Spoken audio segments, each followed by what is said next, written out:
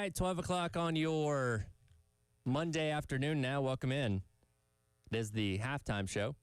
Tyler Head, Ed Bird producing on the other side of the glass. Bill Gunner making his return. He'll be on here in just a moment. I believe he was talking with Terry down the hall, but we are very happy to get Bill back in here and kind of be able to talk about what's been going on with him these past couple months, and obviously get into everything that happened over the weekend with South Carolina and Missouri as well.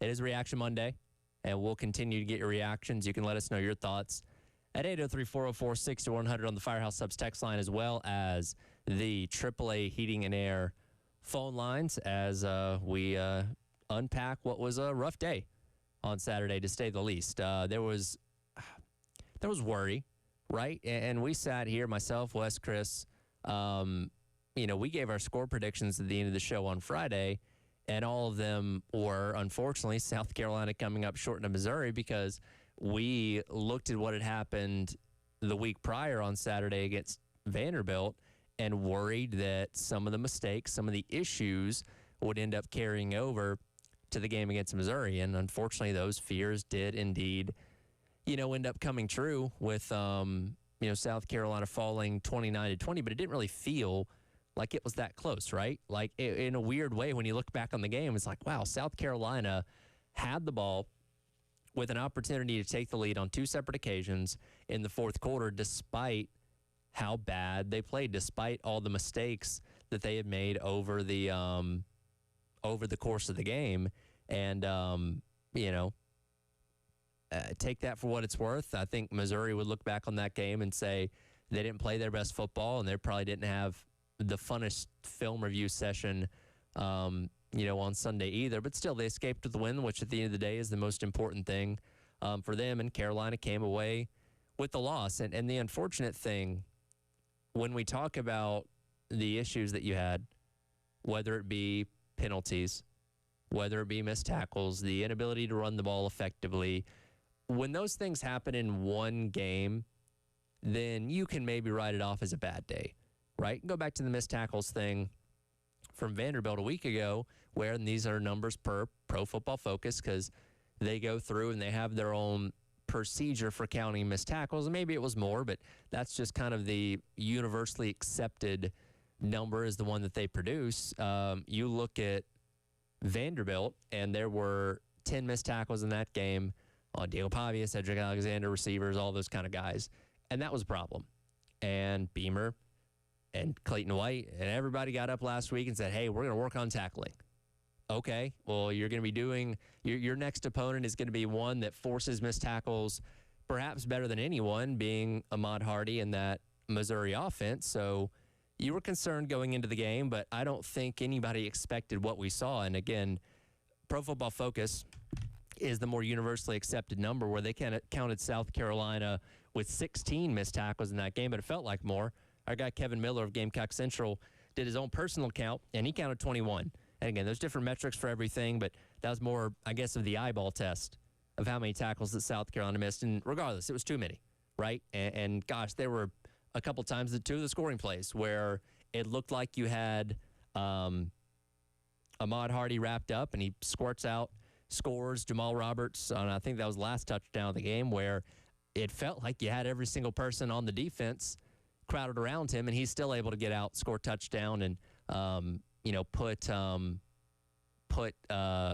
Missouri ahead. So it's those kind of things that are frustrating, right? And when you are doing these things this late into the season, it becomes an identity, right? Same thing with penalties. If you have one bad game where you get penalized a lot with pre-snap stuff, okay, you can say, all right, that was one bad game. When it's happening over and over and over and over and over again, well, then it just becomes a consistent issue, and it becomes an identity of what you are. And that's a problem with things going forward now. You've got a Kentucky coming up this weekend, right? And I think most people would agree Kentucky is looked at as the worst team in the SEC, though they did play a very competitive game against Ole Miss, just a couple weeks ago. But I think everybody looks at that and saying, okay, this is a game that you should win. But it won't be easy. Because, again, that's a team that if you're sleepwalking or making mistakes, they can come in here and defeat you, obviously. So and there's a lot of time this week that's going to be dedicated to them and game planning and installing and all those kind of things. But you're at least having to take some percentage of this week to go back and focus on the fundamental things of tackling, the fundamental things of not committing, pre-snap penalties. These things that you think are supposed to be done in the spring, in the summertime, going through camp, all those things that are supposed to be out of the way and taken care of before the season starts. And now you're doing this 4 weeks into the year, where you're potentially taking away time from preparing for your next opponent and preparing for the murderer's row of a schedule that you have coming up later on, this year, starting with the LSU game coming up a couple weeks, to go back to basic fundamental things. And that's what's aggravating. And that's what, rightfully all of you that have been, weighing in this morning on the Firehouse Subs text line and AAA Heating and Air phone lines have been upset with. And I don't blame you one bit. And, it comes to a point where the coach is saying, we're going to address it. We're going to fix it. We're going to get this right. We're going to work on this. We're going to work on that. It ends up making you angrier because you're not seeing the results on the field, which at the end of the day is what you want to see. Like, don't tell us, go out there and do it, right? Don't tell me you're working on these things. Show me. Go out there and don't miss tackles. Go out there and don't have pre-snap penalties. All those kind of things that add up to the frustration of what happened on Saturday night. And it's so interesting because we spent the entire offseason hyping this team up, right? And rightfully so. You had one of your best years in recent memory this past year, and going 9-3 and unbelievably being on the cusp of the college football playoff. And then to follow that up, and the season's not over. It's 4 games in. You're technically not eliminated from anything yet because there's 10 more regular season games to play, and we know that Beamer teams get better as the season goes along. But even with the struggles early on in the season last year, I don't remember them playing this ugly of football through those first 4 games. And that's where I think a lot of people's belief is starting to waver, where, again, 2 weeks ago, we were talking about, hey, this team, if they win enough games, they can be on the cusp of the college ball playoff again, maybe even get in this time. To now, everybody's attitude is, my goodness, I hope we do enough to at least get to a bowl game, right? And that's not the kind of shift you want your fan base to have a month into the season. And, you keep saying, or I keep saying, many of us keep saying, you got to put your faith in the coaching staff, but they got to go out there and show it. They got to go out there and prove it. They got to show you that gains are being made, that things are being changed, and that improvements are being made to believe that something else can be salvaged for the rest of the season. Because if you keep playing the way that you've played these last 2 weeks, you might struggle to win any conference game. You know what I mean? Again, I think we look at Kentucky as an easier opponent, but they're no slouch. Again, go back and look what they did a couple weeks ago against Ole Miss. You got to fix a lot of things. And Ed, if we can I get cut number 14 here? Coach Beamer was short on a lot of things in his post-game press conference on Saturday. One thing he wasn't short on, though, was talking about, quite frankly, just not making enough plays. Yeah, I mean, that's what I told him at halftime is you're on the road in the SEC. We've not played good enough football at the half, but we're right where we need to be. We needed to get off to a good start. We I think it was scoreless at the end of the first quarter, maybe, or we were right there. And then you go to the half, you feel pretty good about things, and that's what I told our guys, that at halftime I didn't think they could cover our receivers because we had made a lot of plays in the passing game, and I didn't. And I felt like we would be able to continue to throw the ball downfield and get that running game going because of the threat of our receivers and passing game downfield. And we that was the vibe at halftime, that we defense, you're going out there first, let's get a stop, but we're right where we need to be, and we got to go play better in the second half. But we felt good about it because it was one of those, we haven't played great, and here we are. Just imagine if we can clean all this stuff up and go do that. And then, you get out there in the third quarter, and we started the second half the way we needed to. and then we just didn't finish. And that's what is sickening. Is you look at the second to last drive on offense after the defense stopped them when we got the ball back. I mean, it was 3 plays, and we there's opportunities there to make plays. We ran the quarterback counter into the boundary, and we don't block the corner or the safety, and which is just it can't happen. And then second down, I think we throw a ball down the field and we stop running.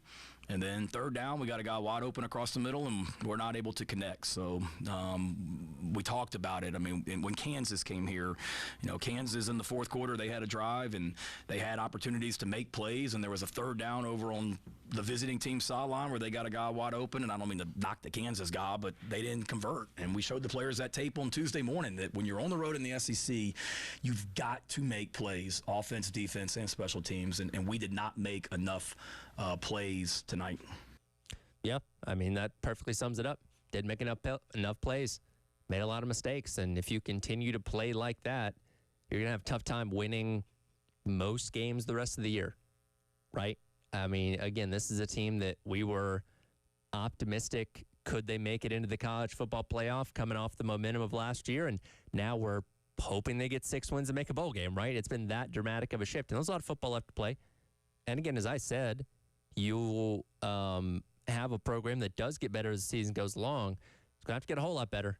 And we'll see what happens. Again, Kentucky this weekend, got to focus on that as the week goes along. But you got to spend some time on fundamentals too, the basics, which you hope would have been corrected by now, but they're not. And that's why days like this are so frustrating, having to come in here and talk about these egregious mistakes that ended up being the difference in you winning and losing a game. We'll have more reaction on this as the show goes along. Want your thoughts, 803-404-6100 on the Firehouse Subs text line, as well as the AAA Heating and Air phone lines. It's the Halftime Show and your reaction Monday on the game.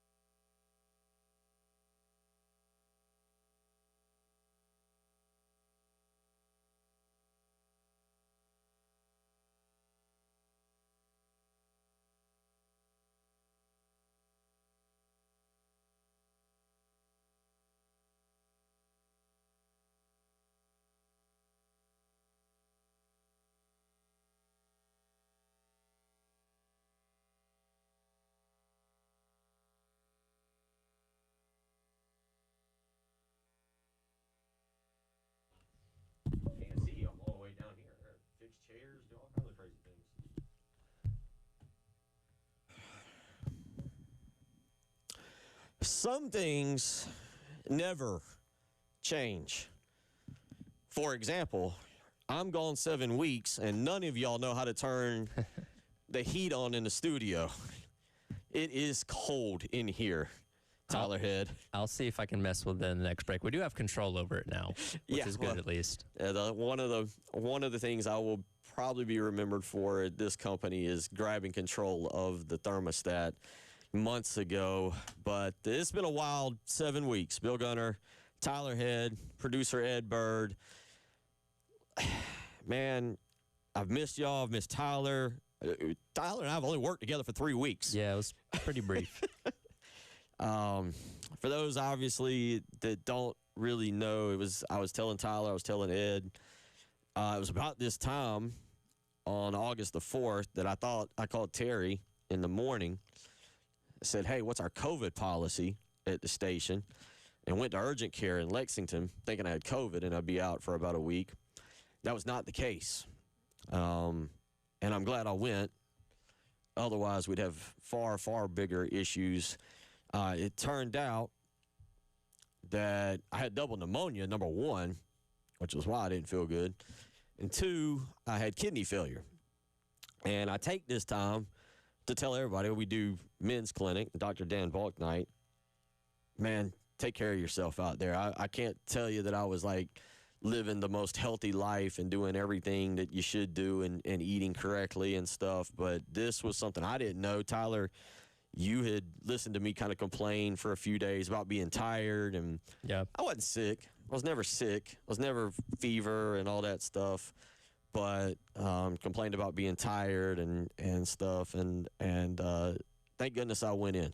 I'll tell you, and not just guys, but women out there, if you don't feel good, go get your health checked. I ran a very, very dangerous game, and am very lucky to be here with Tyler and with Ed and with everybody. I'm very lucky to be back, very blessed. God has really, really taken care of me the last 7 weeks, along with some incredible doctors at Lexington Medical Center. So many to name at times coming in when I was not in the best shape and don't remember their names, but the doctors, the nurses, so many great people. I was admitted, got to take an ambulance ride. Those are fun. That was different. Didn't, you go to an urgent care, you think you're going for just something minor, you're going to bounce back, and they look at you and go, well, Mr. Gunner, we got an ambulance out back that's going to take you to the emergency room. That was brand new information 7 weeks ago today. But thank you to everybody at Lexington Medical Center that was there. The doctors are incredible. I'm still having to go for checkups. I am in dialysis. I will need a kidney transplant at some point in the next, whenever. I'm 43 years old.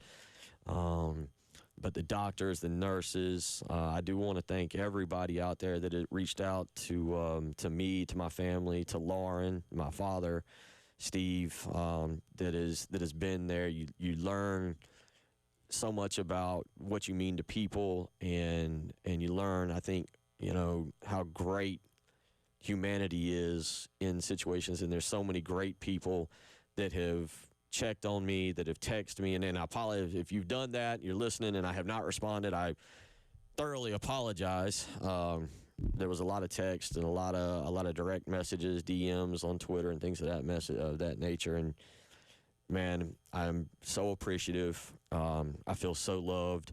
This is, Columbia is my town. I've grown up here, and the people that have stepped up or stepped out and just checked on me, I couldn't be more appreciative. So, I'm glad to be back. I apologize. I attended the Vanderbilt game. I will take a lot of blame for what seems to have turned in this situation, and we'll talk a lot about that today. There's a lot of things from the last 7 weeks that I want to get into. We did learn, Tyler, earlier today, according to Chris Lowe of On3 Sports, who the 3 permanent opponents will be. Yep. We'll get into that a little bit. I know Jamie Bradford's set to join us.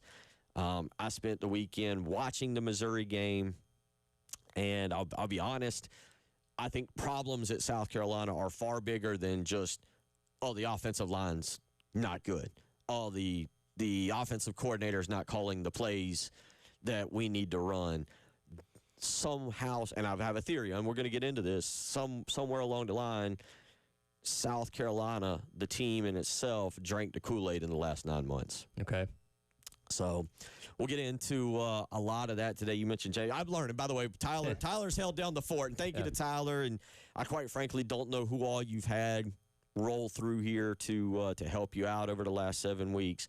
But thank you to you for holding the fort down and getting through. I know it's been a lot on you as well. Yeah, shout out to Scott Hamilton, Jack Veltri, Joe Machika, all those people that helped fill in over the course the past couple weeks. But I speak for all of us when I say we're happy to have you back, get back to normal around here. And yeah, you've missed a lot in 7 weeks, obviously, but especially in the first 4 weeks of what is our busiest time of the college football season. It was it was crazy because to be honest, to go back, and that's why I say get yourself checked. Again, the reason I went to urgent care, I was like, man, we got a lot coming up. My kids were going back to school on that particular day. Football was really gearing up. That was the week. Practices were really starting. You know, everything was kicking up. And I thought, man, I can't be sick. I better go get antibiotics and go do all this and knock this out and maybe miss a week. And then that turned into 7 weeks. And like I said, thank you again. I can't thank the people at Lexington Medical Center enough for what they did. Some great doctors. And again, I want to thank my father, Steve, for all he did for me. And then Lauren Beasley, who, if you follow us on Twitter, you know mine and her relationship. It's pretty public. It's always been public out there. We unfortunately have done that, but she's been there for me and taking care of me, and has just been absolutely phenomenal to have by my side for the last few weeks. So we move forward.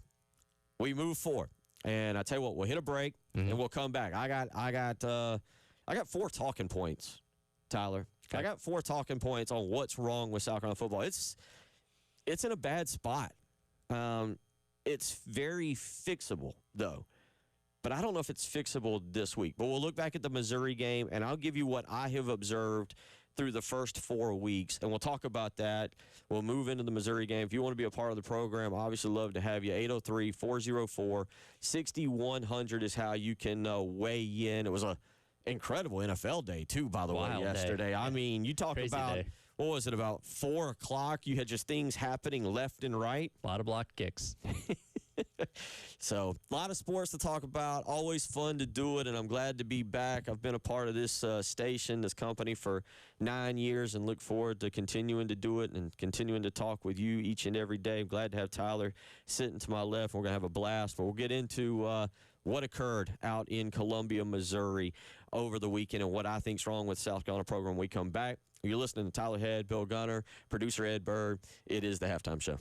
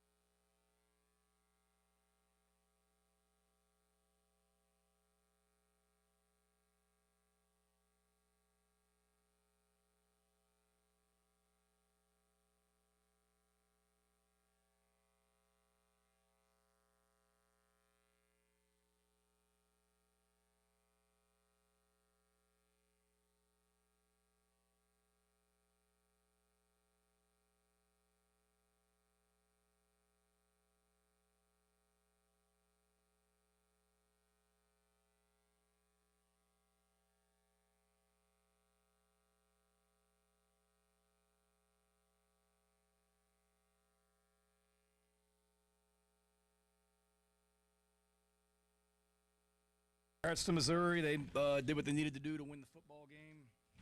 Proud of our guys and the way they came in here and competed. We expected to win this football game. Disappointed that we didn't. Just told them in the locker room, when you get outrushed 285 to -9, you're not going to win. When you are in the red zone like we were and went backwards, it's going to be hard to win. When you have, once again, 14 penalties, it's going to be hard to win. When you have opportunities to make plays and we don't get it done, it's going to be hard to win. And having said all that, we had the lead going into the fourth quarter, and we weren't able to finish. I thought our defense did a good job of stopping them and getting the ball back for us. Credit that kicker. I know he's their backup kicker after the starter got hurt. We disappointed to give up an explosive run on first down when they got in plus territory, but then we stopped them on 3 plays, forced the field goal. Credit that guy coming in as a backup kicker and making that. But not enough good to win the game, but got the lead going into the fourth quarter, and we weren't able to finish, which is disappointing. The words of Shane Beamer after a very disappointing loss on Saturday night. Tyler, we've played now a third of the season. Yep. Third of the season. We wait 9 months. We wait 9 months for football season, and now we blink and we played a third of the season. When does Tyler Head know who a football team is? Usually about this time. Yeah. And now Virginia Tech looks like it's going to be one of the worst teams in FBS, but still a Power 4 team. You've played 3 Power 4 teams, 2 SEC teams in the last 2 weeks. I feel like this is where you kind of establish an identity or lack thereof of what a team is. And it's very hard to change that narrative. Once you're a month into the season, again, like you said, a third of the way through the regular season schedule, it's hard to suddenly become something different for the final, 8 games of the regular season. So one thing I'm trying to still wrap my brain around as it pertains to college athletics as a whole. As I grew up, and as many of you did, I think we looked toward the future, that it was a program built over years, 3-4 years. You recruited, let's just hypothetically say, a Dylan Stewart, a Lenore Sellers, and you go, we got him for 3 or 4 years. You didn't worry about the transfer portal or a guy leaving. You looked at your program and you said, okay, we're building toward X, 2026, 2027, 2025, whatever it was. We're building toward that. That's not college sports anymore. No. College sports is what we watched Florida State do 2 years ago, where they went undefeated, and not going to go down the path of them getting robbed from the college football playoff, but then go 2-10. Every year is entirely different, and now I don't think you can go, 2024 means anything to 2025 for Gamecock football, even if you have certain players back. So it brings me to this point. Watching this team through 4 games, I think they're a talented team. I think there are guys who read their press clippings. Now, I'm not saying these are bad guys that were out hanging out at Folly Beach and going out on the lake and doing all these other things these last 9 months. But, Tyler, to take the next step that South Carolina wanted to take, you got to put in extra work. I don't think South Carolina did that over the last 9 months. I think they put in work. I think they were in the weight room. I think they were doing the conditioning. I think Luke Day and his staff pushed them. But you have to take the next step. I'm watching Josiah Thompson and I think you put a tweet out about it. I saw it. Josiah Thompson at left tackle is having a horrible year. Absolutely. If you've watched him, that left side is atrocious. Yeah, he's definitely taken a step back. And again, last year wasn't phenomenal, but we kind of chalked that up to, okay, you're playing a tough spot at left tackle. It's the SEC. You're going to get work in your first year. Happened to Caden Proctor, who we all like to compare him to over at Alabama, and you say, okay, now this next year is when you're supposed to take a step forward, and it's not happening. I mean, he was getting dog-walked for half that game on Saturday night. And has been through the first 4 games of the season. So it's like, okay, is that him not doing what he needs to do? Is that lack of development from the coaching staff? Is it strength? Because it doesn't look very strong. Looks pretty soft out there to me. Like, where is the problem in just, again, talking about him specifically, but the entire team? Where's that problem where it's not translating over into having success? Mazio Bennett is another guy. Now, we saw him a little bit more, but I'm surprised at the lack of of development that he's made. Now, is that on Mike Furry? I like Mike Furry. I think he's a really good coach. I think you see a guy like Nick Harper who's improved tremendously, and on Saturday night you saw some of the wide receivers, I think, really start to step forward. Mazeo Bennett's another one that I thought would take a step forward this year. I got to admit, Lenore Sellers, to me, has not played good. Has there been moments of greatness? Yes. But Lenore Sellers has not improved upon the player that we saw play at Memorial Stadium against Clemson to where we are today. And some of the sacks he took on Saturday night are not the fault of Mike Shula. They're not the fault of the offensive line's got to get in the way somehow. Jack Veltri had a tweet, I believe, of Rasul Faison block that was wild. But your quarterback, who's supposed to be a Heisman candidate, who's supposed to be a top 5 pick, does not take those sacks. It doesn't feel like he's made the necessary steps forward that he should have made on his own. Yeah, and we know in the offseason it was about making him maybe a better pocket passer, not taking the run game away, which, again, we've talked ad nauseum about that through the first couple weeks of the season, with everybody being displeased with how little he's running the ball. And, he's talked about it, Shula's talked about it, Beamer's talked about it. Hey, teams are keying in to try and take that element away, which it goes back to why you're trying to make him a better passer to open up that element of the game. And we saw on Saturday night, he uncorked some phenomenal passes. That touchdown to Jaravius Jacobs had NFL scouts probably losing their mind, as well as some other great plays. Nick Harbor, Pack to Nick Harbor there on the sidelines was big too.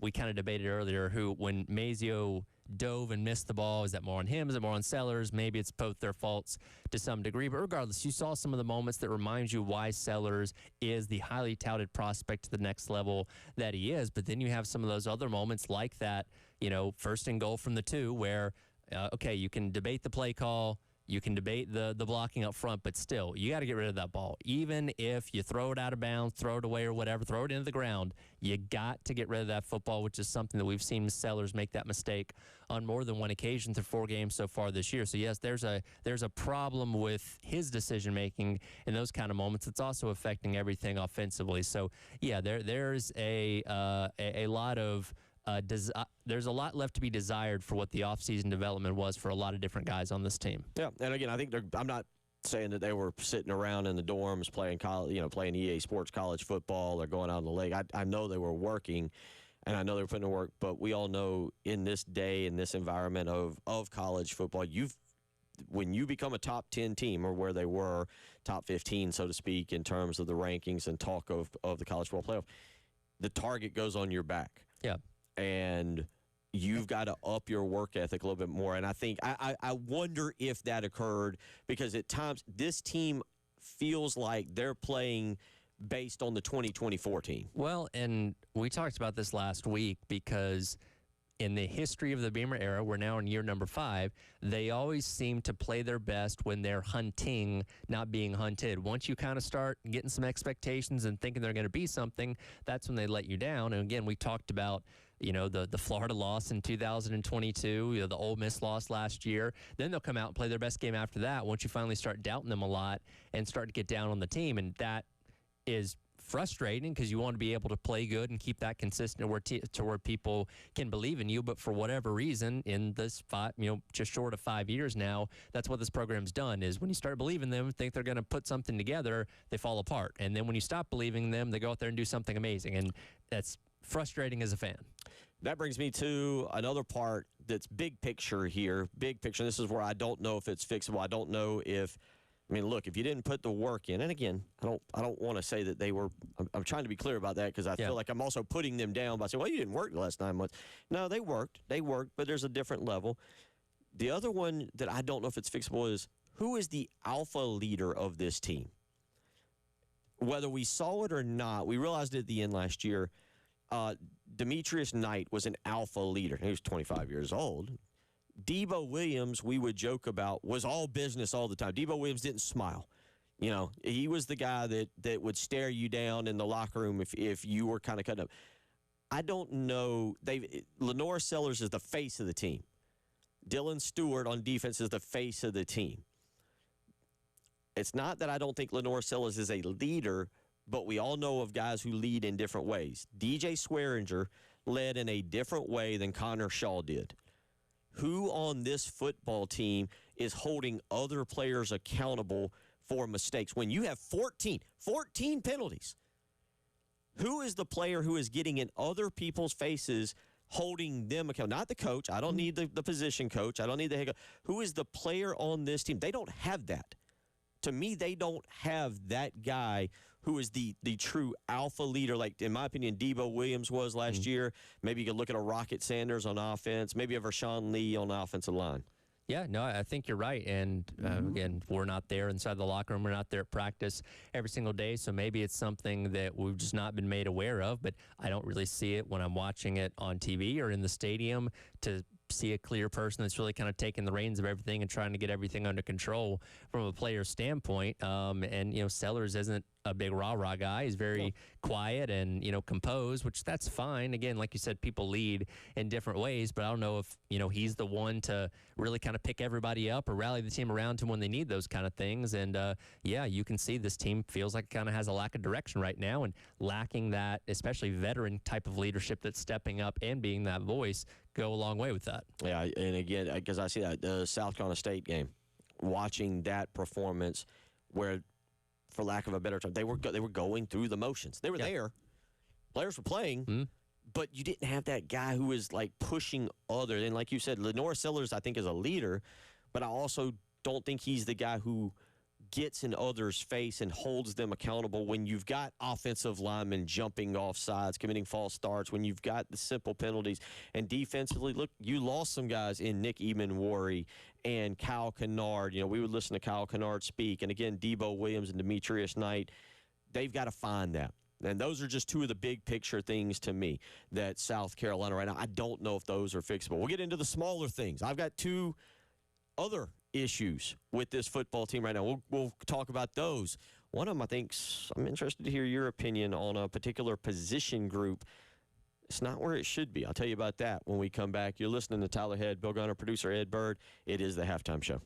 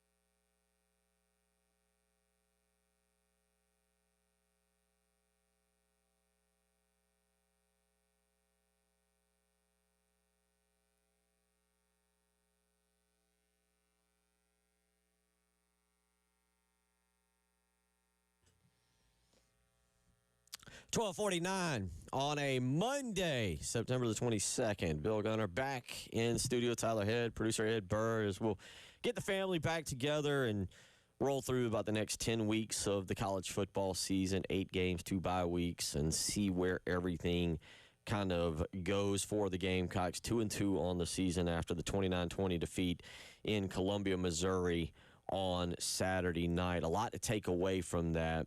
And we'll get to more of what we take away from the game in hour 2, I think. I'm looking kind of as we get going here at big picture stuff as the Gamecocks now a third of the way through the season. And Tyler, like I led off the previous segment, my point is whatever occurs this season does not change the program for the future, okay? 2026 will be entirely different than 2025. Look at what Florida State right now is doing that better than anybody else, living year to year to year, and that with the transfer portal and the way NIL is and recruiting and everything. I think that's the way college football is. So you only focus in on what's going on this year because it can be changed, in my opinion. It can be changed in 2026. Well, here's another thing that I find a problem, a major problem. South Carolina's running back room might be the worst in the conference. It might be. I know we really bought into. I left poor Tyler. I think Tyler, he probably was happy for a few days till he found out just how severe it was. Rasul Faison watch. Oh yes, you missed all that. Yeah, yeah. All the good times. It feels like a year ago now. Look, is it part offensive line? Is it part scheme? Yes. It's not just Faison and Attaway and Fuller and Jarwan Howe. It amazes me that this program has now gone 5 years basically without being able to recruit a high level high school running back. I think it also adds frustration to the fact that this past weekend you watched Missouri pull yet another dominant running back out of the transfer portal from UL Monroe of all places, and he's going in there and fit perfectly into their scheme. Where Carolina, you had Rocket Sanders last year, he was good. That was the best running back South Carolina's had in 5 years. Best running back you've had in the Beamer era so far, and that ended up working out. But everything else has been very hit or miss. And again, we still got 8 more games in the regular season, so maybe Faison will break out and do something amazing. And he's shown flashes, and he's shown more ability to do more with what he has in terms of making guys miss when the blocking's not good up front than some of the other guys in that running back room. But even still, he had negative rushing yards on Saturday. You couldn't rely on anybody in that backfield to get anything done. And I haven't taken a deep analysis of every running back room in the SEC, but you're probably not far off. Running backs in the SEC, running backs in college, have to be able to make a guy miss one-on-one situation in the backfield, generally speaking. I remember talking with Eric Wolford about this back in the day prior when South Carolina was recruiting Marcus Lattimore. And I'm not asking for any running backs to come in and be Marcus Lattimore and or Mike Davis. We throw the term generational around a little bit too much unless you're Ryan Clark. But the bottom line is South Carolina, when the running game was at its best in the Spurrier eras, those were generational running backs. And South Carolina has had some good ones since then. Rico Dowdle still making a living in the NFL. Kevin Harris was obviously very good. We just mentioned Rocket Sanders. But right now, they don't have a guy who can do it. And I don't want to say on his own. That's not fair. But you need a running back who's more dynamic. And South Carolina, this is a position. They've recruited great at look, I'm talking about recruiting in star rankings and what's on paper. Sure. They've recruited really well at the offensive line. Yeah. They've recruited fairly well at the running back, the quarterback position. They've recruited fairly well at the defensive back position, the defensive line. All these running back, for some reason, they haven't been able to do. Yeah, and that's a concern that I think a lot of people have. I know you got a running back coming up in this class as of right now. What, Fuller, was he a 4-star? Might have been a 4-star, high 3-star maybe. But he was a 3-star. Yeah, and again, for whatever reason, hasn't materialized, and your prospects out of the portal have been kind of a mixed bag. And if you don't have a consistent running game in the SEC, you can only be so successful. And again, barring something crazy happening in the next couple of weeks, kind of have what you have with the backs that you have right now. And again, some of it's on the offensive line. You don't just go, boy, that offensive line's opening holes and they're running right into the rear end cheeks of the center or the guard. But you've got to have a guy with a little bit of vision. You got to have guys with a little bit of wiggle. And right now, I'm not impressed with the running back room for South Carolina. And they are not taking the pressure off of Lenora Sellers in the run game. There's no teams are basically going, all right, we'll stop the running game, but we're going to focus on making sure it's not Sellers carrying the ball. Yeah, and that's kind of what led to the situation on the 1st and goal from the 2, where there was no threat that South Carolina's going to run the ball, and they were able to key in, try and stop the play action. Yeah, Sellers should have gotten rid of the ball, but they were in his face in about half a second, paying the due to, Rasul Faison blowing his block up front there. So, yeah, you become one-dimensional, you become easy to figure out, and again, if they're already taking away Sellers' ability to scramble and Sellers' ability to kill him with his legs, then it's, you can only do so much on offense. That to me is another part. It's you got who you got. Your 4 games in, these are the guys you're going to work with. But that running back room is a concern, and that's something that's going to have to be addressed in the offseason. Still 8 games to go, though. A lot of season to play, and we'll talk more about that. Coming up in the next hour, we'll get more into the specific game from Missouri and what we saw, plus some news from Chris Lowe today and a look around college football. A lot to do. Hour 2 on the way.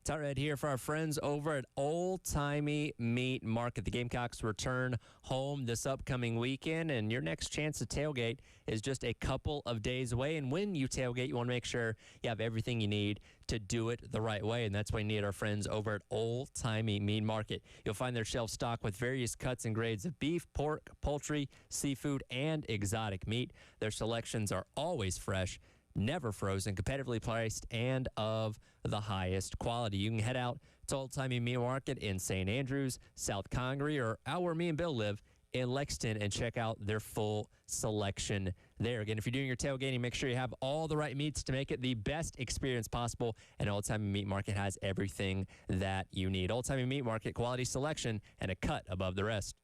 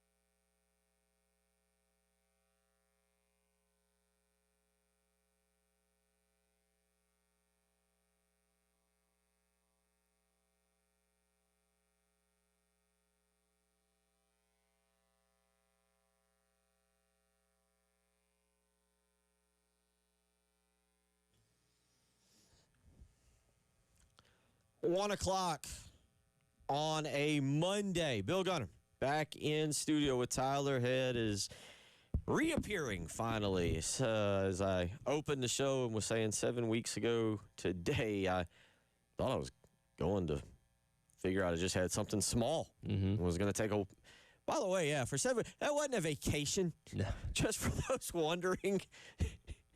I think after a couple of days, people kind of figured out it wasn't just Yeah. Bill taking vacation days. Yeah, and I believe I've maxed out my vacation days in this little process. But no, that wasn't a vacation. But it's great to be back. And again, I'll say it again. Thank you to the phenomenal people over at Lexington Medical Center, Lexington Hospital, the doctors, the nurses, all the people who had to put up with me, the poor people who had to come in at 4 a.m. and take my blood and do blood pressure, and they were getting a cranky, irritable Gunner that was in there. And you know, I think there was one time I came back, kind of snapped on one of the RNs there, the techs, and had to apologize later. Just Yeah. you know, we all get a little cranky, but man, phenomenal people over there at Lexington, and getting me back and getting me on the mend, and plan to be back. There will be some days that I'll end up having to miss over the next few months, but plan to be here with Tyler as we carry you through the next 10 weeks of the college football season. And it's been fun so far, and we're going to talk more about that this hour in terms of the season. More coaches finding the hot seat this past weekend. Some coaches already are done. Actually, I need to stay a little more alert here on the Twitter machine to see if anybody is fired over the next hour. You never know with the jump to do that. I guess more likely though, people will try and wait until after this weekend so that they force players to play Game 5. Yeah, that is a really good point because a lot of players can self-shirt themselves, which I haven't seen anything out of Virginia Tech and UCLA yet on that because, again, players do have the 30-day window option if they want to leave, but I don't recall at least any notable players from any one of those schools opting to do that yet, at least. We'll talk more about the big picture college football scene as we go through the hour. Really fun weekend there, and a great weekend coming up this weekend. Yes. Monster weekend of games this weekend across the country, and again, I think a good season. But we've been talking a little bit about big picture with South Carolina and Missouri, Tyler, South Carolina as a whole, because now a third of the way through the season, this is not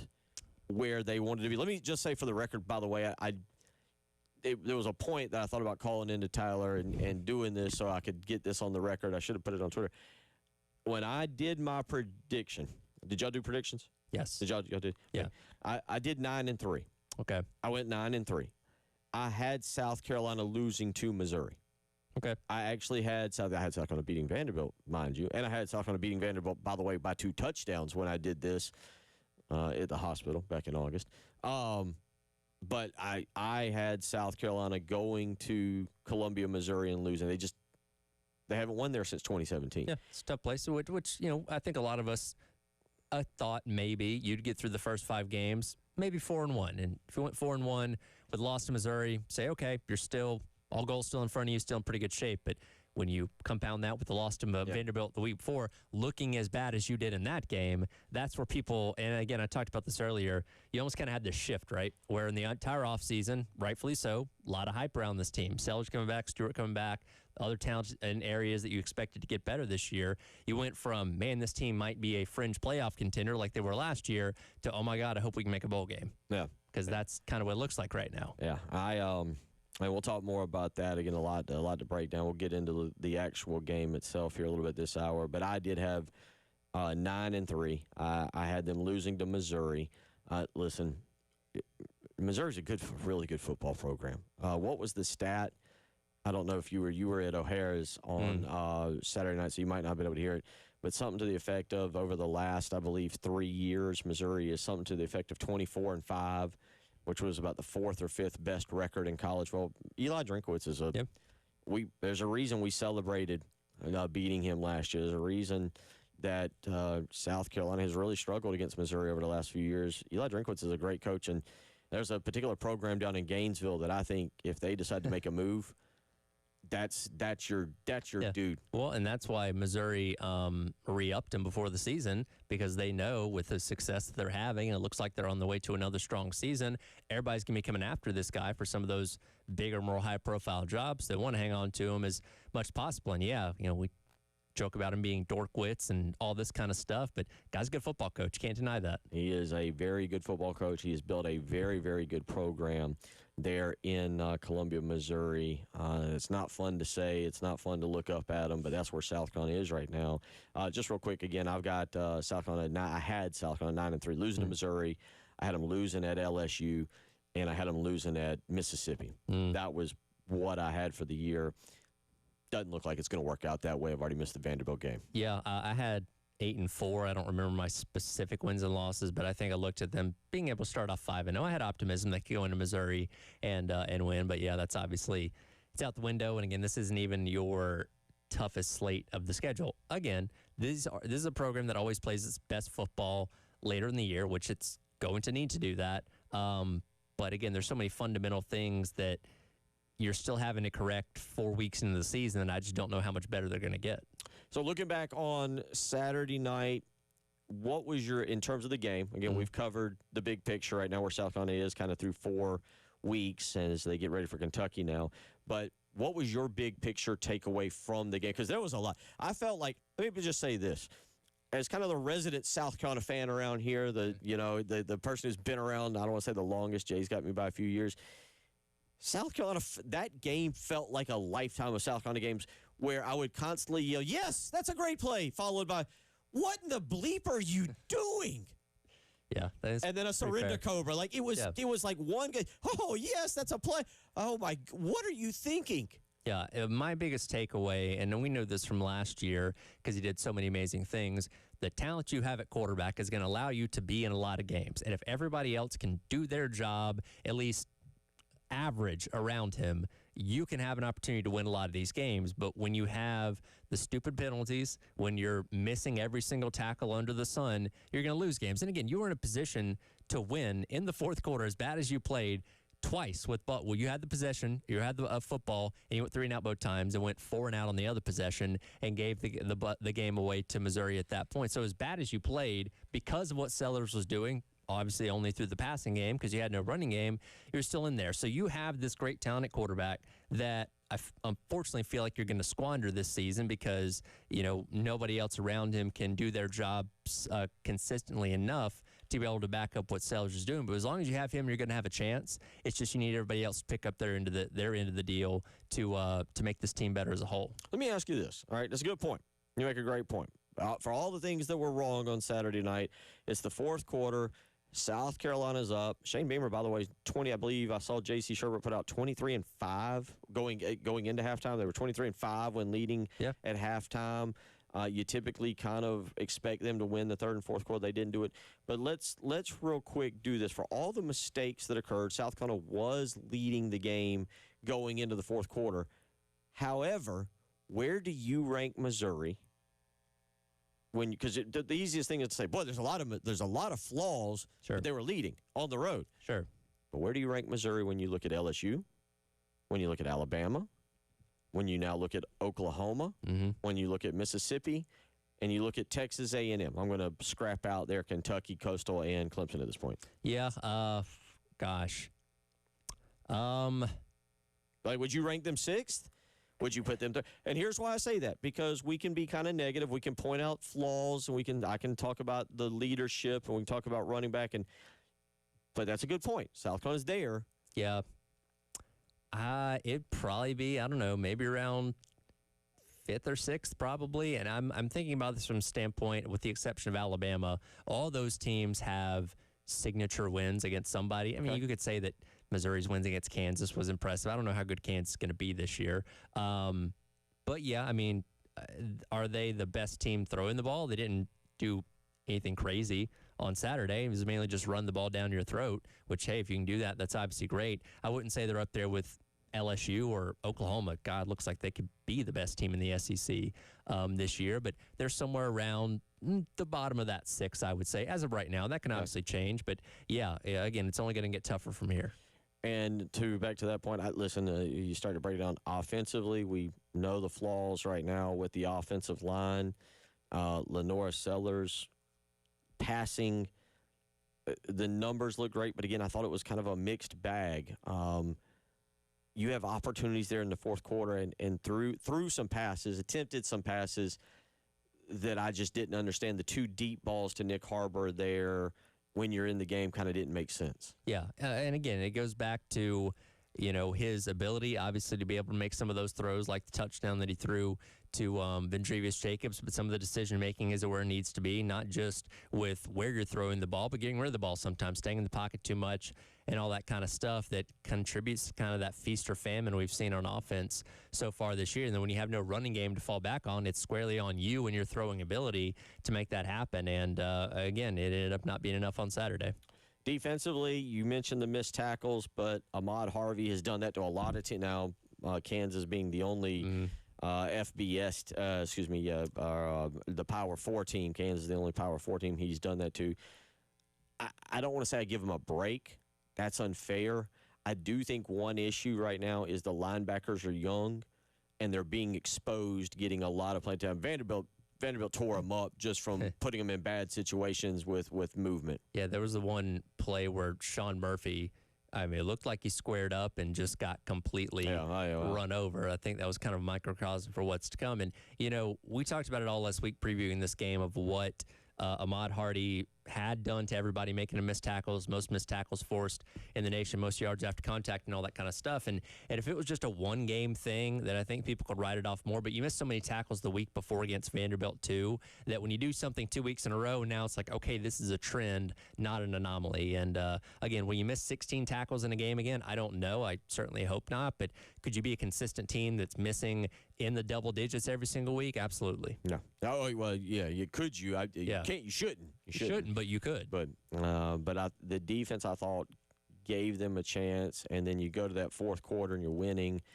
That's where your offense has got to do something, maybe keep your defense off the field. They weren't able to do that. We saw Ahmad Hardy and also some good play calling there for Bo Pribula. They put him on the outside and kind of took advantage of some play action or some misdirection. And that was an element of the game that we thought Missouri had not shown their full hand with, because, again, Pribula was a running quarterback, situational type of guy when he was at Penn State. And I haven't looked at the numbers on how the split was, but, most of his stuff's been scrambling this year as opposed to, like, design runs. Had a few of those on the game on Saturday as well, but you knew he had the ability to hurt you with his feet, and he certainly did that on Saturday as well. 803-404-6100. That's how you can weigh in. Several of y'all doing that. I'll get to some text messages coming up here in just a little while. But we'll also get into a little bit of big picture college football. It's been a fun, I say a fun 4 weeks. I'll be interested to get Tyler's take on it. If y'all want to weigh in, again, 803-404-6100. You're listening to The Halftime Show.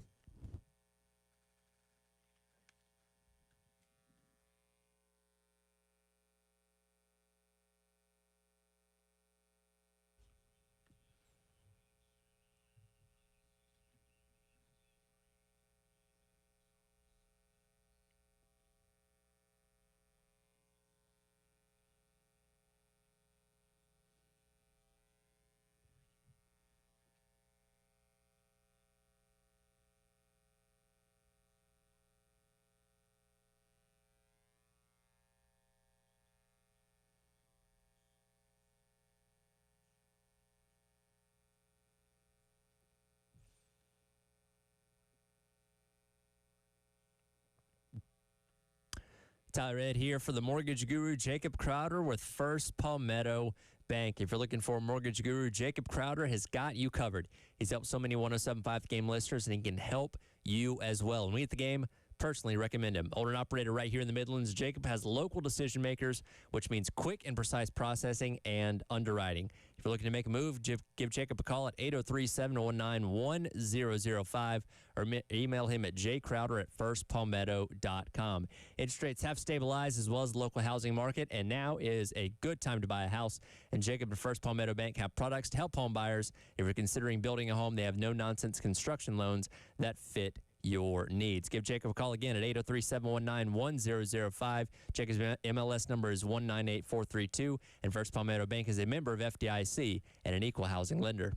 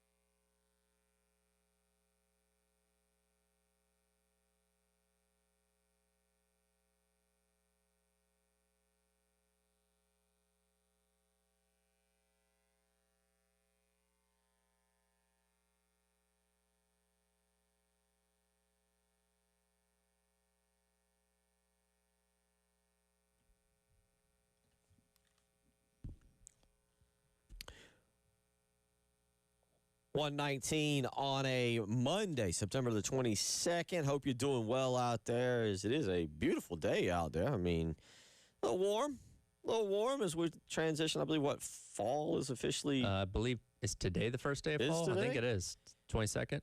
Couple of radio sports talk guys. Let's see, first day of fall 2020. Is it okay? Producer, today. yes. All right. There you go. And it's The autumn equinox, of course. customary. I think it's going to be in the 90s tomorrow and Wednesday. Yeah. So okay. So beautiful day out there. Coming off of a Thank goodness for Coastal Carolina, by the way. Oh my goodness. Yeah, it's been a rough, really few weeks for Palmetto State FBS football. We'll talk about that. We'll get into some big picture, a lot of fun stuff around college football, but not here in the state. But let's get out to the phone lines. David wants to weigh back in on South Carolina football. David, how you doing? What's on your mind? I'm doing great. Welcome back, Bill Gunner. Great to hear your insights again. Thank you. Appreciate that. You mentioned earlier about something about the running game for South Carolina. Why is it so bad? I was thinking about the 2025 recruiting season, and all I heard was them getting commitments from wide receivers, high school wide receivers. And I kept asking, where is a running back? I never heard anything about a running back recruit. Are they not? Do they try? I mean, I didn't hear anybody, recruiting some running back, and they decided to go someplace else.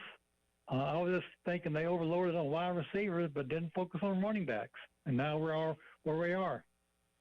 They missed on, I don't remember the names. Now, the one I remember is vaguely, and I saw him tweeted about over the weekend, is the kid who went to Tennessee named Peyton.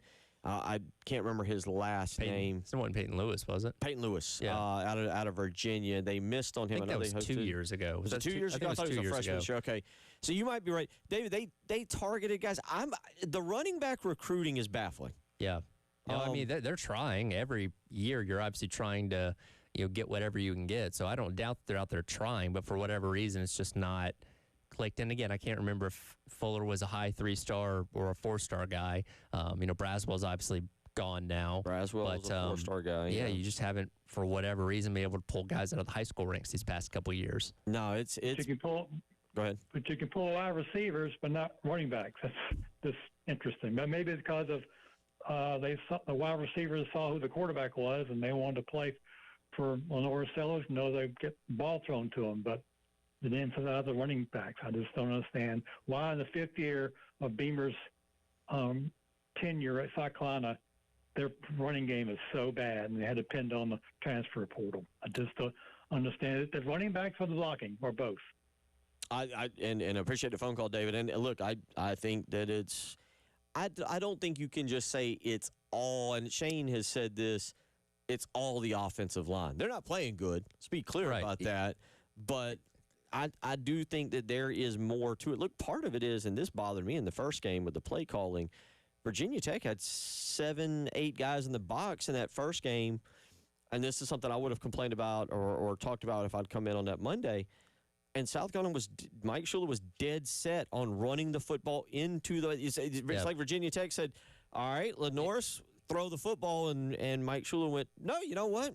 Yeah, we're going to run it." He was definitely committed to trying to make those inside or runs up the middle work, and it obviously didn't. And you're right; it's not just one element. It's not just the running backs. It's not just the offensive line. It's not just the play calling. It's all that rolled into one. And there's issues to some degree on all fronts, which has led to the frustration of what we'd watched through the first, 4 games of the season. And obviously what happened on Saturday when you're in the negative, and you're in the negative because of the Sellers sack yards, but still you barely scratched over positives when it came to the running backs in general. And, I think it spoke volumes when you had like Matthew Fuller getting a carry early on in the game, which was very random. And I was like, oh, hey, that's Matthew Fuller. Like, I kind of thought after the Vanderbilt game last week where Rasul Faison, I think, got all but one of the carries for running backs, like, okay, is that their way of kind of saying, okay, he's the guy now? And I think Attaway might have been a little bit dinged up, but then you go in and just kind of have a mix of the 3 guys taking different handoffs and nobody really gets anything going. I think it kind of feels like we're back to square one of not really knowing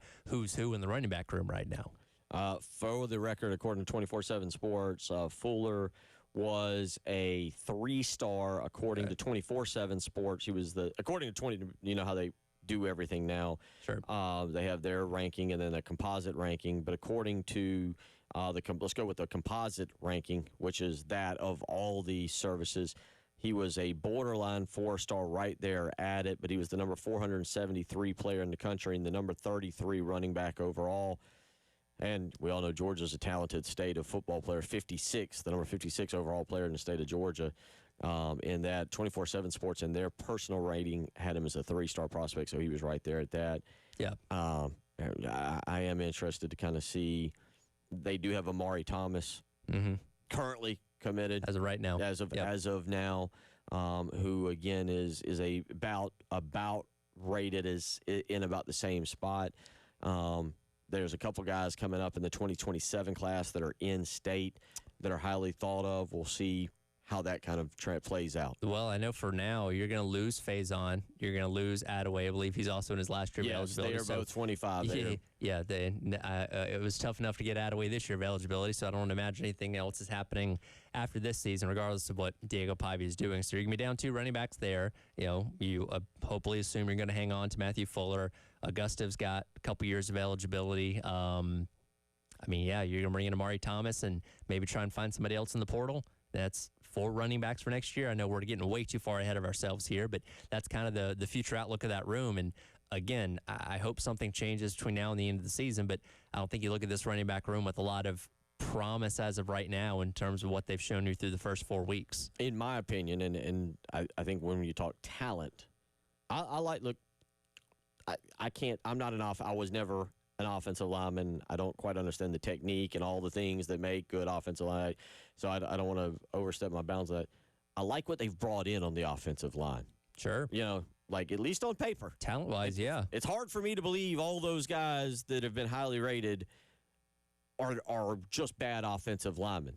Okay. So, but with that being said, I think if you're talking talent position, running back is your biggest concern for this offensive staff moving forward and what you have there in terms of talent. Sure. Now the offensive line has not been great, obviously, like you said. And if you become a program that has that reputation, you can become a deterrent for a lot of running backs. Like, that offensive line's never really been good in the Beamer era. I don't want to go and run behind those guys because that's going to affect me. So you can almost turn yourself off to a position group that you really need because you don't have the blocking up front that they're going to want to have. Sometimes I do know, and I go back, Marcus Lattimore, I remember his recruitment very well, and they convinced him that he was the difference maker, that the line was okay, they weren't great, but that he could handle it, and we'll kind of see how it plays out. Look, there's 8 games left.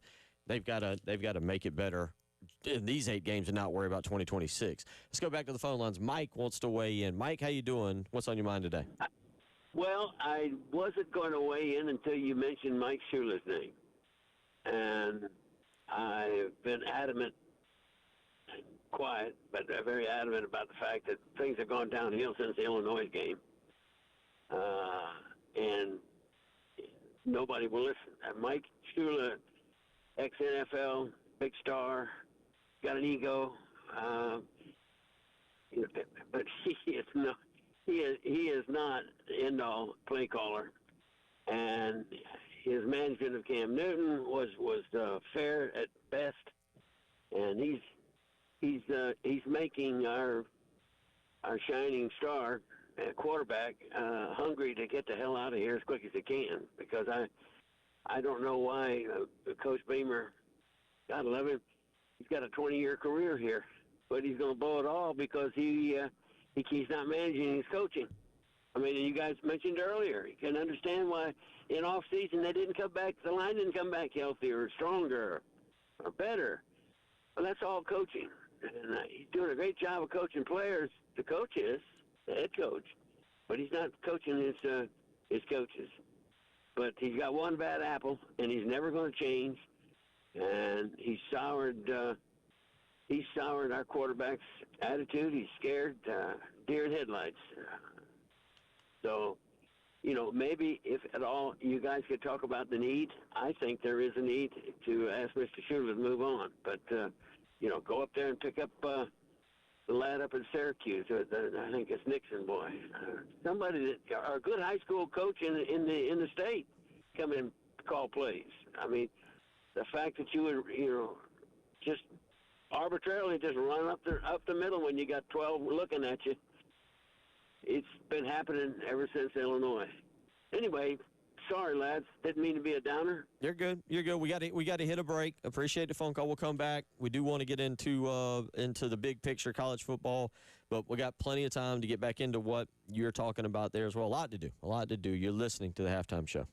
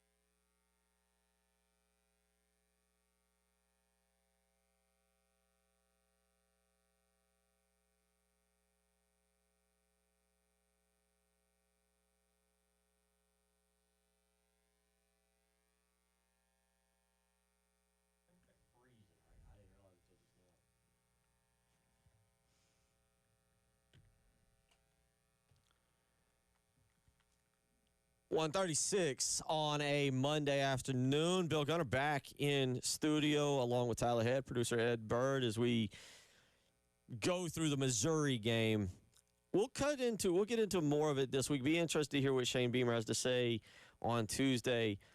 I'll reach out to a few people because I know a lot of people are weighing in, Tyler, and they're basically saying, well, it's the offensive line. It's all the offensive line. And I'm not, look, the offensive line has struggled. Sure. We talked about Josiah Thompson. Yeah. Shed Surratt has been tossed around a little bit in his time. Yep. But I didn't think Boaz Stanley was playing particularly good at center. Yeah. A rough game on Saturday, too. Yeah, well, he didn't last very long. Guard. Yeah, started at guard. He didn't last. Didn't make it very long in that game. So I'm not trying to say, oh, it's all it's all other things. It's all the scheme. It's all the running back. They go hand in hand. What I attribute more percentage to the offensive line, yes, but I also think the running back situation is an issue. I think the scheme, what they're trying to do, is a major issue. We'll talk more about that as the week goes on, but I see a lot of y'all weighing in. 803-404-6100, how you can weigh in on that. Let's go out to the phone lines. Barry wants to talk about the game. Barry, how you doing? What's on your mind? We got Barry? You hear me? Oh, there you go. Yeah, nice to have you back, Go buddy. right ahead. Yep. All right. I'm just going to give a brief synopsis, pretty much based on the previous call or talk about the running back situation. You got everybody sort of makes light of Pavi in his 7th year, but you got 14 years worth of running backs right now back there. You got 2 7-year guys back there, so we can't talk about being young, okay? For sure. And I agree. The portal, you're losing Rocket Sanders. He's gone. So that had to be a priority. And I know they went after a couple guys, but obviously not enough to get anybody to come to the school. But when you look at this, is taking away last year with Sanders going over 1,000 yards. This is not new. Okay, this is not new. Actually, right now, if I'm not mistaken, you have 31, I believe, maybe 33 individual runners that have more rushing yardage than Carolina's whole team does. And, that's really kind of embarrassing. And then you have a team in the conference that's last, averaging 80 yards a game in rushing, which is about 129th in the country. So, there's a lot of things going on. Everybody talks about Shula. Everybody talks about Beamer. And the one thing I want to emphasize, and we heard this from Frank Martin an awful lot, practice, practice, practice, practice. And I'll go back to Allen Iverson. It's just practice. Well, we didn't see this in practice. We didn't see the offsides, or we didn't see this. Well, first of all, you didn't see the other team in practice. Second of all, you didn't have their fans at practice. So, to tell me that what you saw in practice during the week, it really doesn't make a lot of sense, because you're doing it against your own guys. So this thing needs to be cured. Need to be cured since Lattimore. If you go back and look, since Lattimore, nationally, their rushing statistics are just not there. So it's a lot of things going on, and but you have to take advantage of what I now call the free agency pool, and go out there and pay somebody to come and run the football for you. And I'll leave it at that. Thank you very kindly, sir. Have a great day, guys. Yep. Thank you for the phone call, Barry. And this goes back to Tyler, what I brought up when I came in here with my 4 points, talking about things. What is fixable this year and what is not fixable this year? And when do you look at a football team and go, that's who you are, as we're a third of the way through the season? Well, again, you have what you have talent-wise. He mentioned free agent period. Unfortunately, like in the NFL, you can't just go out and sign guys in the middle of the season to try and improve areas of your team. You have what you have, and you have to make the best of that situation. And, it just feels like the running game is not really going to get off the ground, because guess what? You're only going to face tougher and tougher defenses as the season goes along, particularly starting in a couple weeks at LSU. So you might just have to kind of find a way to survive with that aspect of your offense just not being there the way you need it to be. Scratch LSU. Yeah. What about Oklahoma? Oh my God. We'll get in. I tell you what. Let's what Carolina did to Oklahoma last year, Oklahoma did to Auburn on Saturday. We'll talk big picture when we come back, but some breaking news that is just coming out here, and this is big in the world of college basketball. Barry right there just referencing Frank Martin. But according to multiple outlets, Gary Parrish, Jeff Goodman, Matt Norlander, all the main college basketball beat writers, Auburn's Bruce Pearl is retiring. He will step down immediately. His son, Stephen Pearl, is expected to be the head coach of the Tigers. This just coming out right now. Again, Bruce Pearl will be stepping down, retiring from Auburn, and his son, Stephen Pearl, expected to be the head coach for the upcoming season, Tyler. That's shocking. Obviously, Final Four run this past year after, having the struggles of getting out of the first two rounds really since COVID, and you kind of felt like, okay, Auburn is kind of back where people expected them to be, and is this like a health thing or what? Because the timing of this is really weird. You would think that would have been done, earlier on in the offseason or right out the tail end of last year ending, back in April. But yeah, to do this, just a little over a month before the season starts is very odd. I'm sure they're going to have a press conference and all that kind of stuff, and we'll get whatever details come out there. But yeah, I saw your face when you got the alert from whoever there a moment ago. Definitely shocking. Yeah, let me just say this. I know Bruce. And I say I know him, but I've dealt with him at AAU basketball tournaments. I've talked to him. Look, Bruce Pearl comes with baggage. Bruce Pearl comes with a lot of controversy during his time as coach at, did a couple different stops, and then obviously what occurred at Tennessee. I love Bruce Pearl. I love what he was for college basketball. I love the way he coached with energy. I love the passion that he has for the game. The game is not going to be the same without him now. And also, look.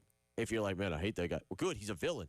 Yeah. Oh, he's a character. He was a villain. Yeah, good. You just lost a villain too. If he's your head coach, you love him. If he's on the other side, you hate him. Like we love that dynamic in sports. And yes, he's somebody that was very easy to dislike for a lot of opposing fan bases. A couple of these people speculating that he may be actually looking at a career in politics. Oh boy, don't go down that path, Bruce. Let's just. But just being reported now, Bruce Pearl will retire from Auburn basketball. His son Steven expected to take over. We'll keep you updated on that situation as it kind of develops here throughout the next hour. 803-404-6100. Come back. Been kind of teasing getting into the big picture of college football. We mentioned Oklahoma. We'll get our thoughts on that one, as well as several other games that took place this weekend. You're listening to the Halftime Show.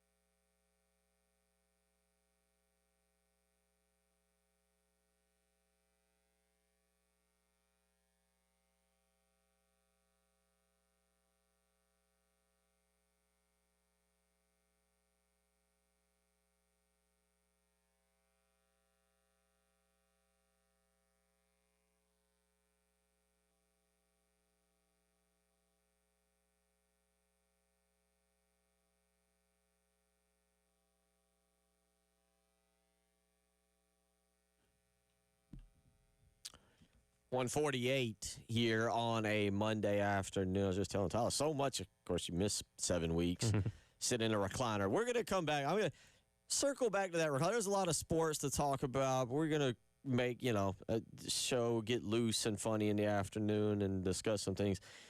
Recliner discussion. Recliner chairs are going to come back around and be a part of this program because my father purchased me one, and I just thought that recliners were like for, I don't want to say older people, but, like it's kind of more of a grandfatherly like look. Yeah.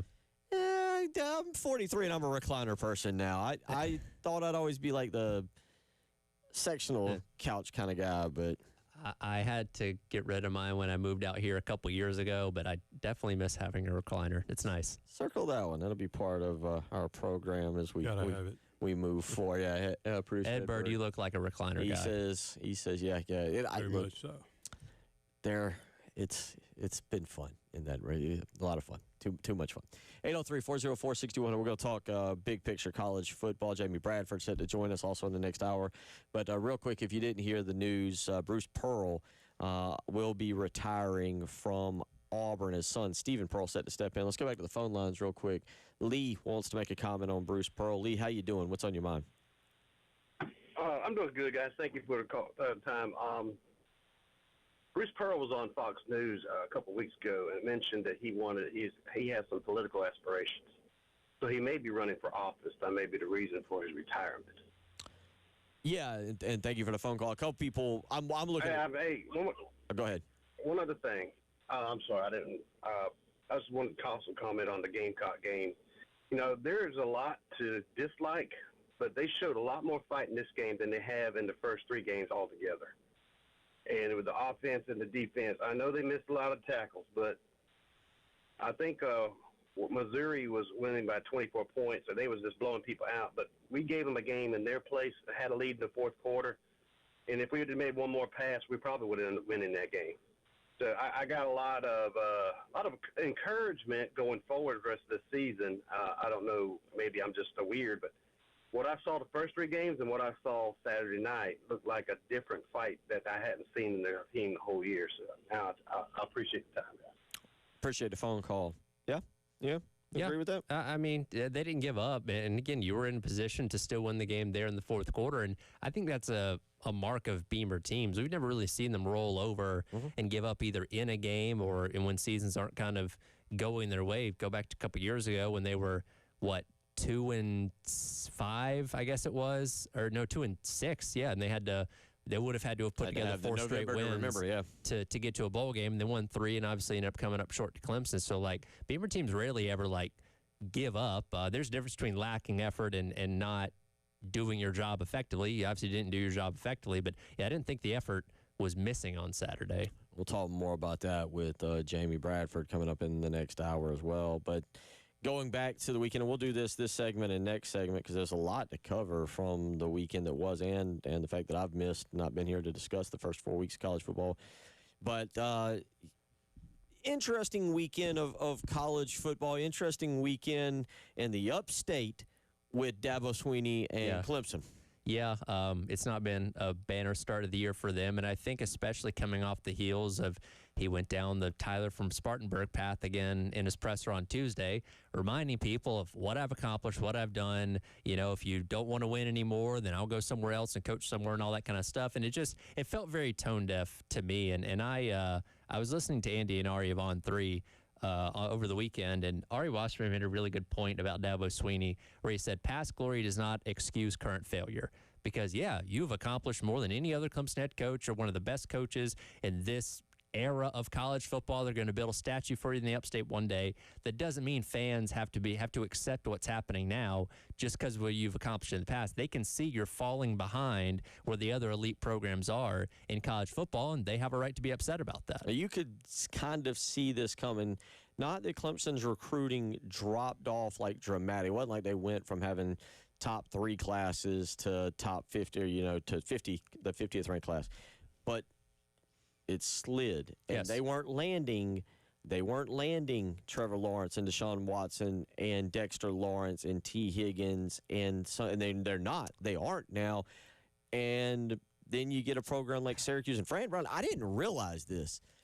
by the way, I didn't realize Fran Brown went 10-3 at Syracuse Yeah, last year they had a because I great kind of year. looked at him as like, all right, he's the guy who's making his players run wind sprints after the game, and he's kind of a goofy guy. His backstory's incredible. Yeah, oh yeah, Fern Brown's awesome, and this is a Syracuse program that was thankful to make bowl games with Dino Babers in the years prior. Like, he has really turned these guys around. They didn't have a great game one against what looks like a very good Tennessee team, Right. but I mean, they came in there to win Saturday. And they had a game plan to win. Clemson didn't touch the ball until they were down 10-0. They went in there and bullied them around in their own yard for 4 quarters. No, you're right, and it'll be interesting to see kind of what happens to him and if Syracuse is where he wants to make his home. And There'll be a stick lot with of that. programs coming after him. I'll tell you that much. One of them, so you go back to the weekend that was, and normally we wouldn't discuss this, but you got to start on Friday night with old Mike Gundy, whose Ooh. time now is. Yeah. I truthfully, it's 2:00. It's 1:54. I thought he would be fired by this time today when Yeah. he lost on Friday night. That was pretty ugly. Fans were obviously booing him out of the building. There's no bouncing back from this. And you were here a couple weeks ago when he was basically admitting defeat before the Oregon game, which Oh yeah, Yeah, no, when they you're should at be that playing point- us. Why are we playing? yeah, and they got slaughtered by 66 points. Yeah, it's not going to get better. It seems like only a matter of time at this point. Arch Manning's finally bowing up at people. Indiana bowing up on Brett Bielema. Bowing up at a future car salesman from Sam Houston State. Yeah, even the mom getting upset. We'll tell you all about that. Oklahoma bowing up on Auburn. We'll get into the weekend that was. Jamie Bradford set to join us also. A lot to do. Hour 3 on the way.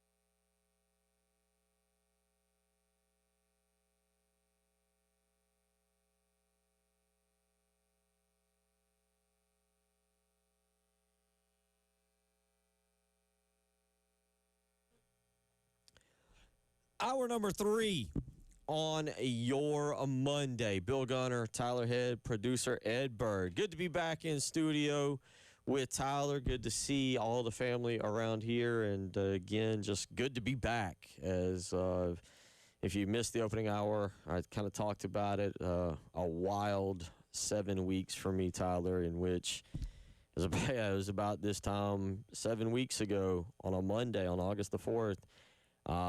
At this point, I was laying in the emergency room trying to figure out what was going on. And, I had gone to urgent care in Lexington thinking I was just sick, get some antibiotics, get myself cleaned up because it was going to be football season and kids were going back to school, had a lot going on, couldn't be sick. And they said, no, sir, you have double pneumonia, you're anemic. And I was telling Tyler my hemoglobin was like at 5, which is supposed to be between like 13 and 17, and it shouldn't be below 10. And then on top of all that, I was informed that I have kidney failure. And so that sent me on a journey, spent a little over 3.5 weeks in the hospital. And again, thank you to great people, great doctors, great nurses, everybody at Lexington Medical Center, Lexington Hospital over there. I started on the 7th floor and those beautiful rooms there. On the 7th floor, it's the critical care unit. Nice big rooms with bright lights and sunshine. And then I got moved to the old tower, kind of like a dungeon there. But the people took care of us. The people got put on the dialysis floor. But people came to visit. Thank you to so many people here, so many great friends that reached out to myself and Lauren and to my father who was there. And it was a difficult. It's been a wild 7 weeks, but I'm back. I'm going to deal with some health issues here for a while, but I'll be back with Tyler pretty much every day. We'll hang out and we'll go from there, and we'll dissect the next 8 weeks of the football season because the first 4 weeks have been, I think, a really good season so far. Yeah, it's been fun. We've had some surprises. Alabama looked un-Alabama in week number 1. Obviously, the decline of Clemson's been very notable here, though when you have losses for Carolina, too, right on top of that, it's a little bit harder to enjoy.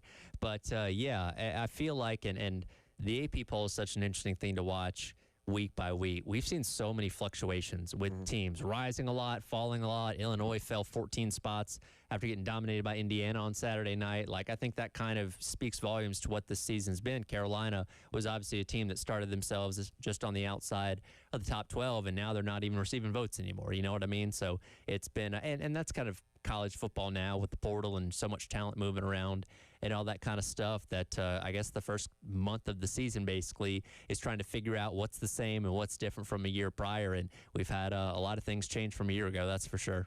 Yeah, polls don't get me wrong, I love preseason polls. It gives us something to talk about, especially when you do this kind of job, whether it's the coaches poll or the AP Top 25. I love the polls.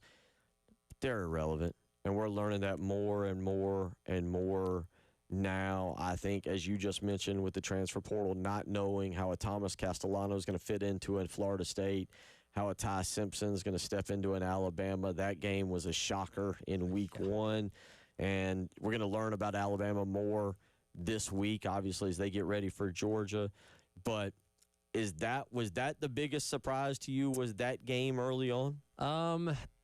Probably. Again, Alabama certainly looked different a year ago, mainly when they went on the road and the losses that they had. But that was an Alabama team that looked like it was just lacking effort, which was a thing I'd never thought I'd say about Alabama. Now, I'll give them credit. In the weeks since, they look like they've corrected that, and they've beaten nobodies in the process. So, yeah, we're going to learn a lot about them on Saturday night against Georgia. And, this isn't obviously the first time we've seen a team make a radical shift from 1 to the X. Funny enough, Florida State was that team last year, going from 12-0 to 2-10. But I don't know. I don't think we ever expect it to be Alabama because that's just been the standard of college football for so long. And it's different, obviously, now under Kalen DeBoer. But that was pretty shocking. And, again, they've done the right things in the past couple weeks. But we'll see how just big game ready they are this weekend. For those that don't know, didn't pay attention yesterday, the AP Top 25, Ohio State stays at 1. Miami. Are we buying Miami? Is the U back? By the way, over the weekend, Carson Beck got Georgia the SEC championship game. This wasn't some miracle recovery that he had. I'm glad you brought that up because the story being told every time I watch Miami is that he's gone through these insurmountable odds and climbed these mountains to get to Miami. It's like, I mean, not really. And it was like, well, Miami took him in, but no, he went to first of all, he declared for the draft. Right. Then he transferred, or he went in the transfer portal with a no contact tag, which meant he was going to Miami, got paid, $4 million, and at the time followed his then girlfriend there. So, I mean, it's not a woe is me type of story. Look, I have no problem with Carson Beck, and he was a fine quarterback at Georgia, save for some issues, a year ago. But, yeah, I get it. TV tries to paint pictures and tell stories, but I don't know how many people are buying the woe is me Carson Beck story. And didn't he have a Lamborghini? Or Yeah, he had a I don't know, was it pink? It was either pink or blue that he drove around Athens last year. So, yeah, he's not struggled in these past couple of years. As a person who gets nostalgic about college football, I got nostalgic on Saturday watching Michigan and Nebraska. I grew up hate watching Nebraska because of a buddy of mine who was a huge Nebraska fan. I get nostalgic about certain games. Miami's on a bye. Yeah. You know who their next opponent is? Is it? Oh, yeah. Yeah, so buddy. Miami also has the weird thing where they have 2 byes in 3 weeks because they'll be on a bye this week. They'll play Florida State, and they'll have another bye because this year has the weird 2-bye thing. Yeah. But, yeah, it seems like we're dialing back the clock a little bit with Miami and Florida State, and they could play each other twice. They could meet in the ACC championship game as well, but for, at the time, the top spot in the ACC. And I'm excited about that. Florida State gets Virginia. Florida State's got to get through Virginia. They go up to Charlottesville. I think they're going to have a problem with that. Friday. Yeah, they should. They shouldn't. Friday night, Charlottesville, looking ahead to Miami. Don't go up and blow it, Mike Norville. Keep us all intrigued. That's what I'm asking, because that's good. Talking nostalgia. Sure. That October 4th game with Florida State and Miami, a lot of fun. You want that to be a huge matchup, and it's funny. I know when Miami came into the ACC right at about 20 years ago now, I think everybody, because if I remember correctly, they were on opposite sides of the division, but the talk was, oh, man, Miami and Florida State are going to play the conference championship every single year, and I don't think it ever happened. Right. So now, all these years later, again, it looks like the stars may be aligning for that to happen, but no, that's a big game. We're finally getting out of all of the cupcakes, right? The first 3 weeks, you've had some conference games mixed in there, but for the most part, it's been kind of a okay to average, below average type of slate, but this weekend's huge, and I almost going to be there for Saturday against Kentucky, but you're almost like, man, you're going to be missing out on Georgia and Alabama. You're going to be missing out on Oregon and Penn State. There's so many great games going on elsewhere this weekend. You're going to have that FOMO because you're going to be at another game. Number 3, Miami's number 2. Number 3, Penn State. You mentioned them. They will host Oregon this coming weekend. LSU at 4. All right, LSU's beating Florida. Scratch Florida. LSU's beating Clemson. I don't know what we make of that anymore. LSU at 4. Yeah, because now they've played what I think they played a directional Louisiana school. Southeast Louisiana over the weekend. Look, their offense has been okay. It's not been like wow, considering the fact that Nussmeier is regarded as one of the better quarterbacks this year and potentially a high draft pick coming up next year. That hasn't really clicked in gear. The defense has looked better, which has been their Achilles heel the past couple of years. So they've got that part figured out. We'll see. Ole Miss is a tricky team that can score a lot of points. So if your offense isn't in gear, then you're going to have a tough time, whether it be Trinidad Chambliss or Austin Simmons playing for them, because there's not really been a drop-off. 5 is Georgia, who is just playing football right now. Nobody knows anything about them. We're going to learn this weekend. It'll be fun to talk about that later on this week. 6 is Oregon. Mentioned them. Oregon blowing everybody out left and right. Oklahoma at 7. Did I underestimate Oklahoma? Man, they look good, man. That and we knew the defense was going to be good. I think we all were like, okay, this Mateer guy balled out at Washington State, mainly against lesser competition. What's he going to do in the SEC? And I mean, if you look at it, he's the leading candidate for the Heisman Trophy right now. He's made some wow plays. He's made some mistakes, too. He's had some turnovers that have been a little, don't know if I would have thrown that one. But, I mean, he's ignited that offense. They got a lot of skilled players around him, too. But, I mean, Oklahoma looks like the real deal. And barring inevitable collapse, I think Brent Venables is going to be back next year. I agree with you on that. They are at 7. Florida State is at 8. Number 9 is Texas A&M. Texas A&M. This is what they needed. Mike Elko's boring. Texas A&M's boring. Yep. I forget about him now, Sure. but here they are in the top 10 with boring. After Kevin Sumlin, after Jimbo Fisher, this is what Texas A&M needed. I was shocked, by the way, 2 weeks ago to see them beat Notre Dame in South Bend. But doesn't this feel like what they do every single year? And maybe not because they hadn't gone on the road and beaten a top 10 team in 20 years or something like that. But, like, they always start it's the year off 2014. strong, right? Again, they were the 10th team in the country on a, 7-game win streak coming into the Carolina game last year. And then they proceeded to end up going 8-4 because LOL 8-4 Texas A&M. So it's like I'm not worried about the start for them. It's how do you finish the season? And Carolina is one of the games they're going to have in November. Don't know how challenging that's going to be for them at that point in time, but still, it's about finishing. And whether it be Kevin Sumlin, Jimbo Fisher, or Mike Elko, there's something about the identity of Texas A&M football where they don't play their best at the end of the regular season for whatever reason. Good news, South Carolina gets them towards the end of the regular season. So that'll be a little bit of hope for the Gamecocks. Number 10, by the way, is Texas. In that, I'll just throw out there the two teams that caught my attention the most from the weekend. Dude, all right, is Indiana that good? Indiana's a punching bag because they don't play anybody in the non-conference, and Kirk Cignetti's kind of trolling people over it. And then they play Brett Bielema and his, his grill cover-up that he wears for each and every game because he's so big, and just stomp them into the mud.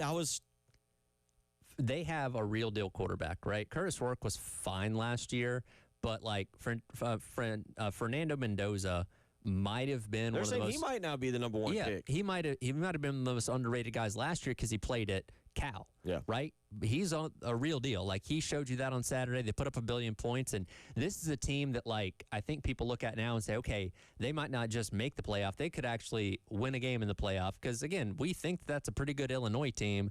They took to the woodshed to send a message over the weekend. They've got tough games coming up, obviously, but I mean, this could be a team realistically in the mix for the Big Ten championship if they keep playing like this. Like, as much as Cignetti may rub people the wrong way with some of his offseason comments, dude's a ball coach. Dude wins. Google him. He's becoming a villain, and man, I'm impressed. I was shocked. I was shocked on that.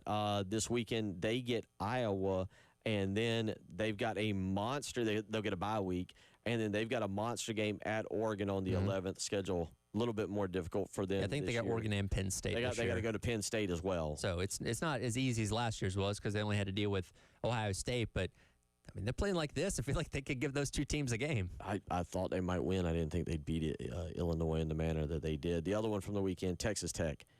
I watched that game. I got up. I got up. The game was at noon. It was at 10 a.m. out there. But I got into that game.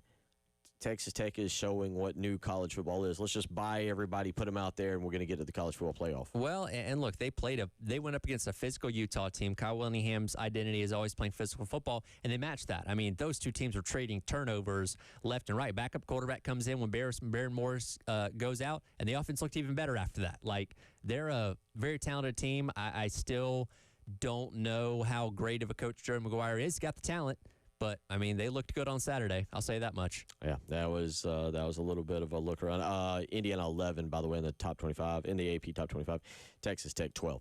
803-404-6100. We'll come back. We'll get back into South Carolina football. Jamie Bradford will join us. You're listening to Tyler Head, producer Ed Bird, Bill Gunner. It is the Halftime Show.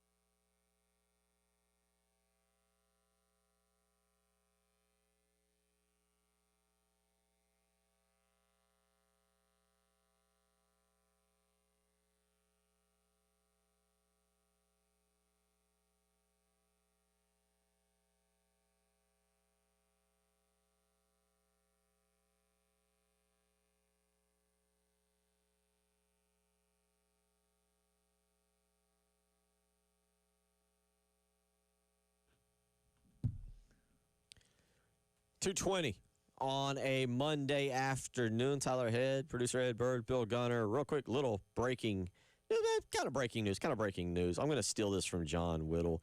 This is John Whittle's fault with thebigspur.com. Cutter is going to start at quarterback this weekend. John Whittle did that. That's just John Whittle's fault.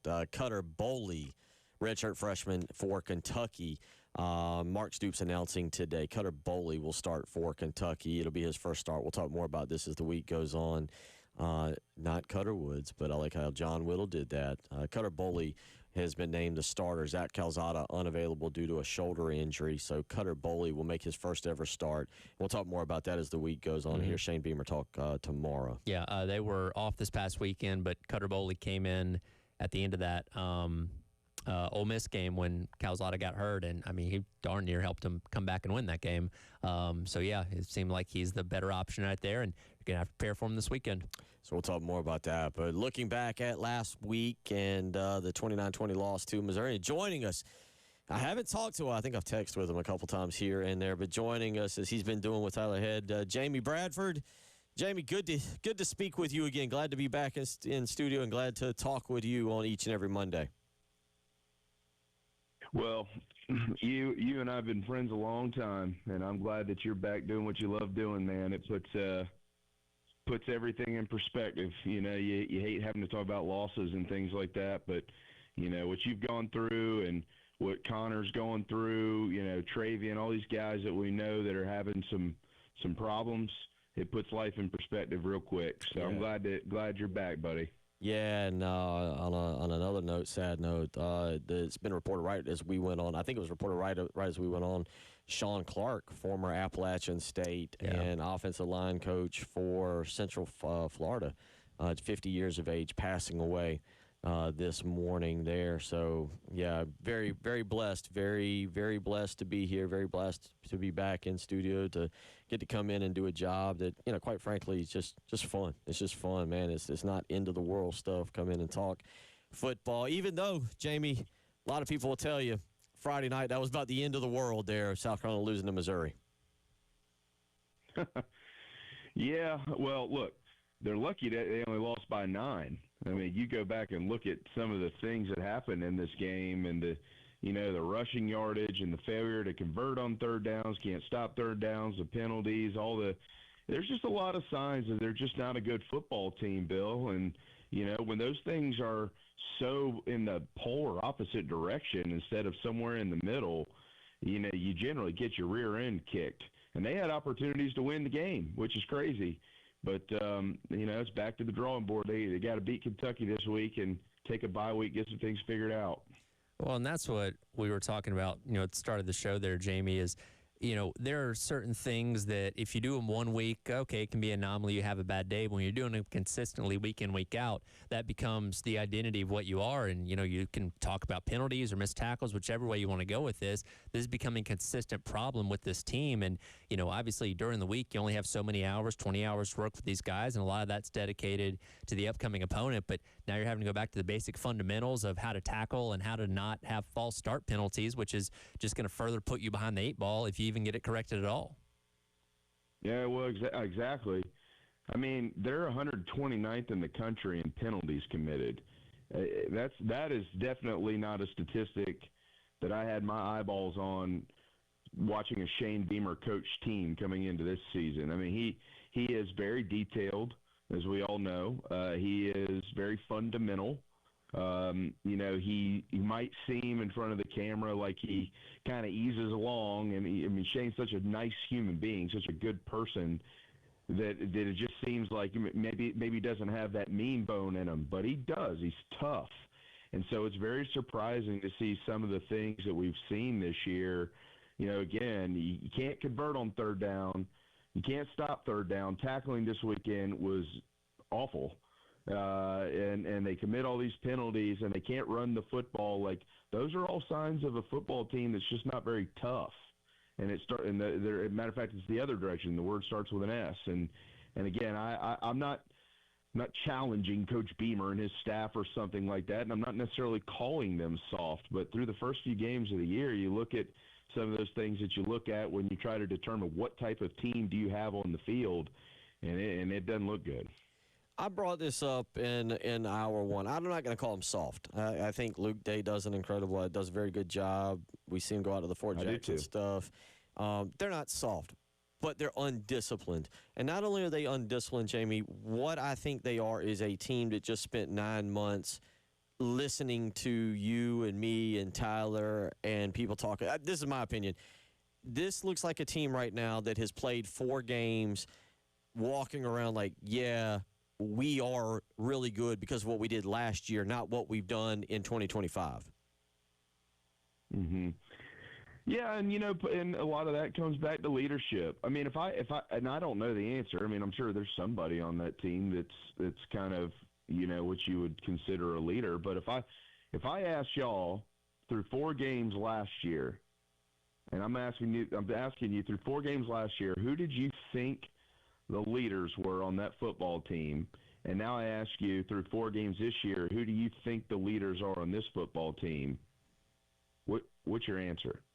Well, I brought that was point number 2 that I brought up. I don't know if you listened to us, but that was the exact point. You're right. Last year we joked that Debo Williams, he never smiled. He was matter of fact. He was all business. Demetrius Knight. Now, granted, again, you're talking about Demetrius Knight being 25 years of age, a little bit different there, but you're 100% right. It's one thing to be a leader. I think Lenore Sellers is a leader, right? I think he's a leader. But I don't think they have the alpha male leader who holds other players accountable and is afraid to get in their face. I think there's a little bit too much buddy.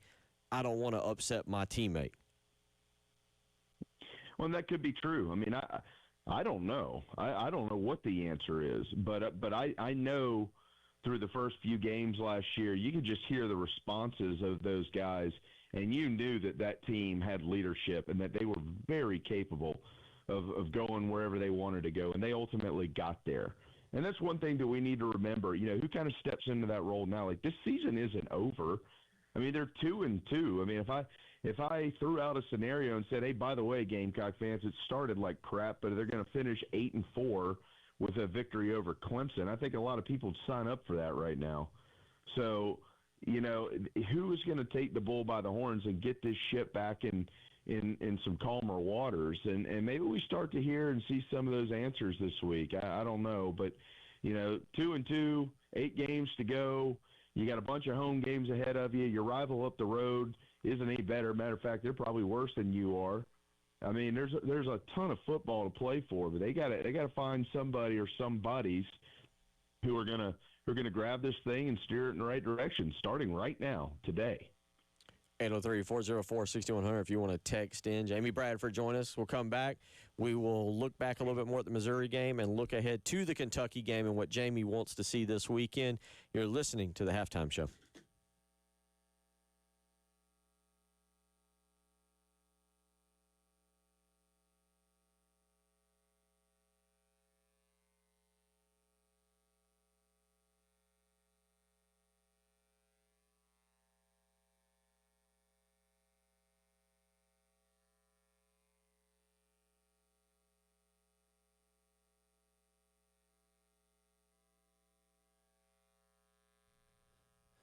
Tyred here once again telling you about our friends over at Pro Swing. 2 locations out in Forest Acres and in Chapin. And I remind you once again, because it's getting down to closing time to sign up for their fall league, which is going to be taking place, the first week taking place September 9th through October 3rd. It's a 12-week league at either of the locations at Forest Acres or Chapin. They have anytime or dedicated league nights with advanced booking required per week. They have fly to play for a level playing field as well. They want you to be a part of it. And if you have any questions, give them a call at 803-528-1617. And even if you're not a part of their league, you can always go by there and work or play on their golf zone simulators or get your swing checked out. They have free 30-minute swing evaluations as well. If you want more information, go online to ProSwingColumbia.com for our friends over at Pro Swing.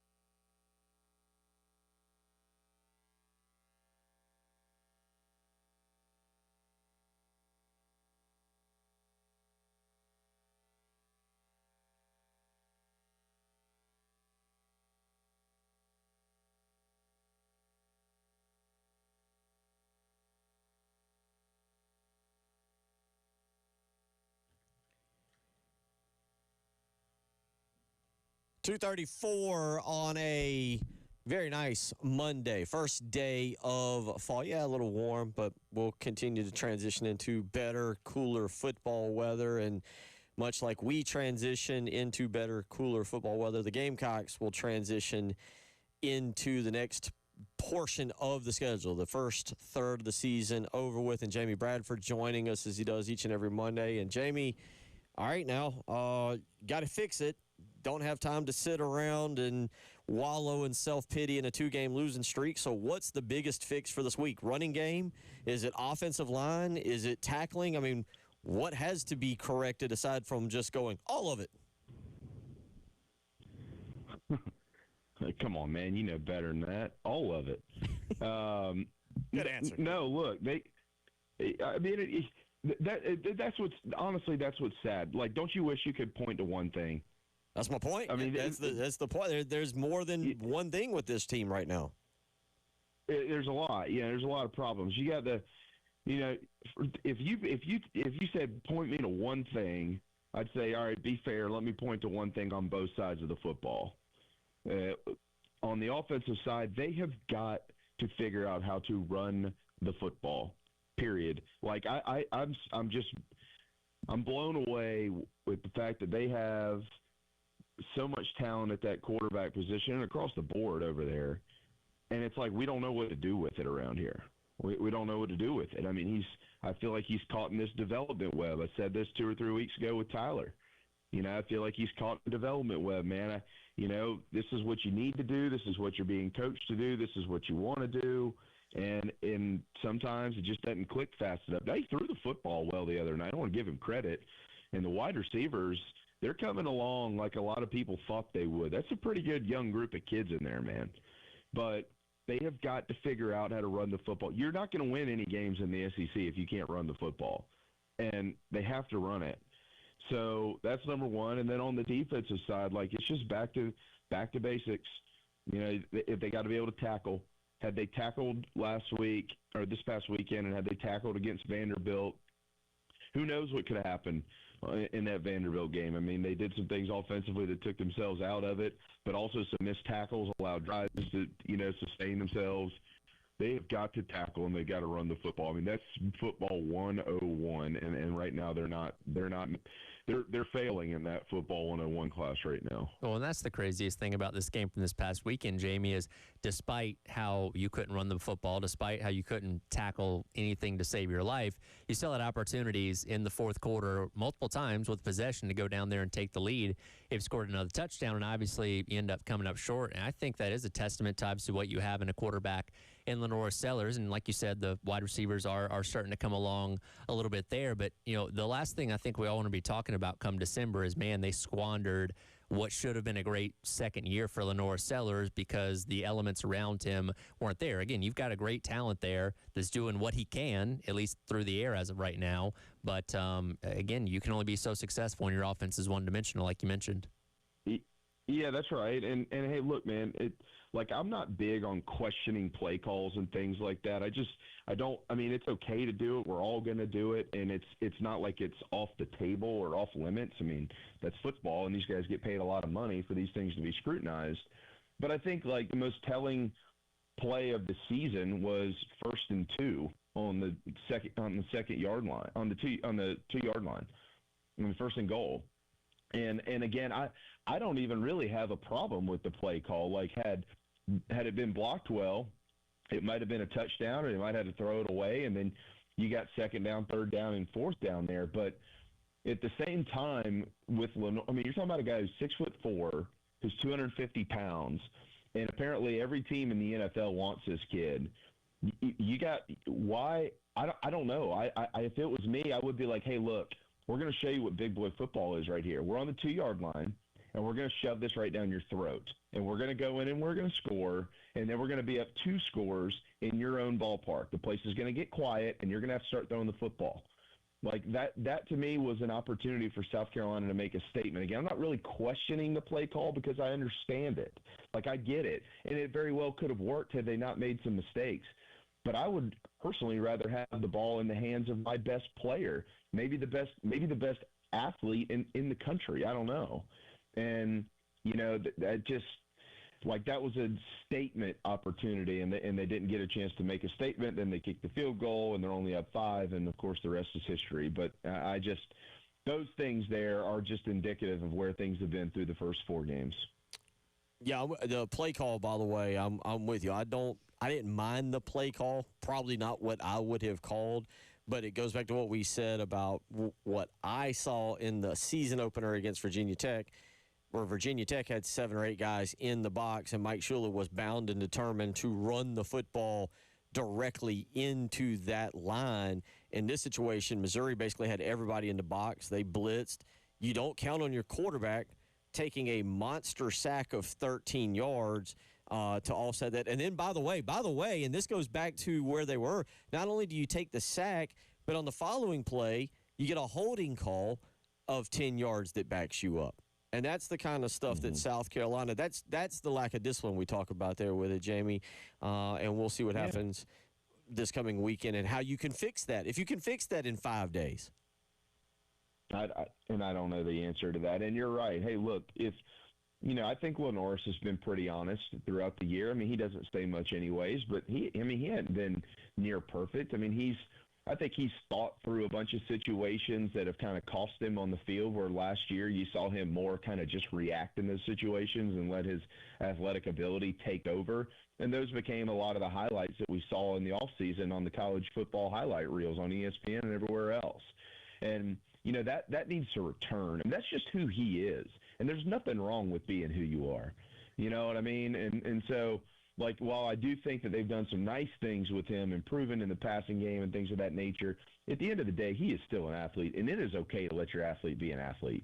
There's nothing wrong with that. Maybe they were trying to protect him a little bit too, with obviously what he went through last week. I'm not sure. I don't know the full story on that, but they got to get healthy, get some of these guys back, and they've got to beat Kentucky. So tackle and run the football would be the 2 things. If you do all those things, the rest of this stuff can kind of start falling into place. If your run game becomes a threat, then Lenora Sellers through the air is even more of a threat, and that's where you want to be. Well, and that's the tricky thing about Beamer coach teams for whatever reason is you can never really give up on them because they always play their best football later on in the season, which obviously you're going to need as of, right now with the way the schedule sets up. And, you'd obviously love to play for them to play great football for all 12 weeks, but this kind of falls in line with what we've seen in years past. So I guess you can never truly abandon hope until you get into October and you haven't won any games or something along those lines. But for whatever reason that we still haven't completely nailed down, they always seem to get better as the season goes along, and you're going to certainly need that this year.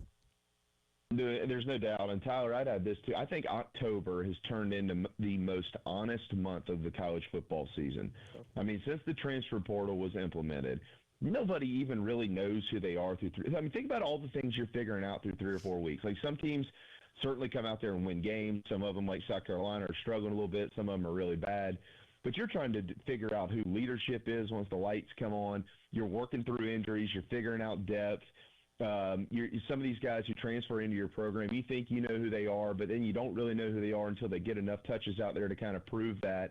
And then it's like, okay, we're all settled in. This is our identity. Well, are you already out of it by then, or have you gotten off to a really good start? How does your team respond? And so that's why I think it's such an honest month. And then you get to November, and it's either yet to be decided or it's already been decided, and some teams are just kind of floating along because the season's over, and some teams have something to play for. But in October, you feel like there's still a lot to play for. So, and his teams always get better. You're right. Every single year they get better. And I'm doubting that they will. I think they will get better.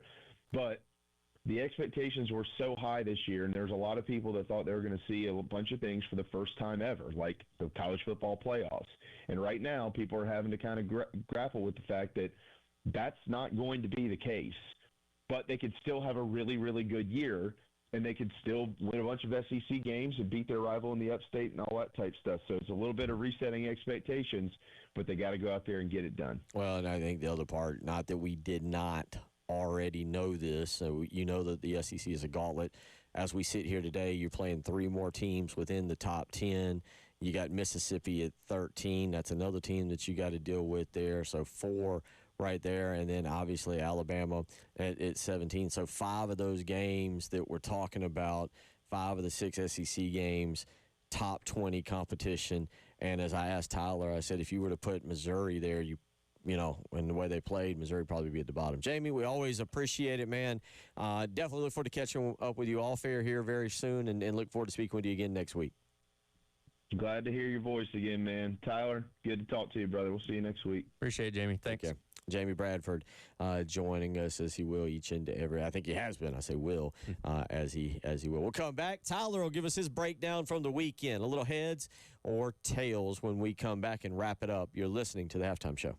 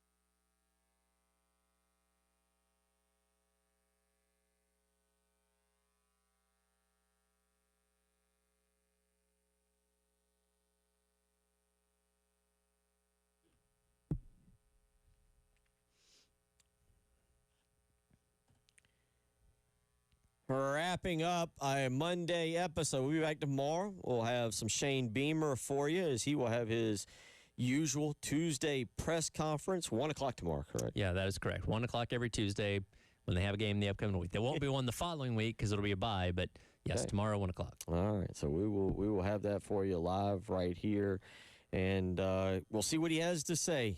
Tyler, is the Gamecocks have got to get back in the saddle and get ready for Kentucky this weekend. And then coming up on Thursday, don't forget Carolina Calls with Shane Beamer and Todd Ellis. We'll have that for you as well. Busy weekend. Yep. You got some observations. I do. Heads or tails? Heads are good things, tails are bad things. Where do you want to start?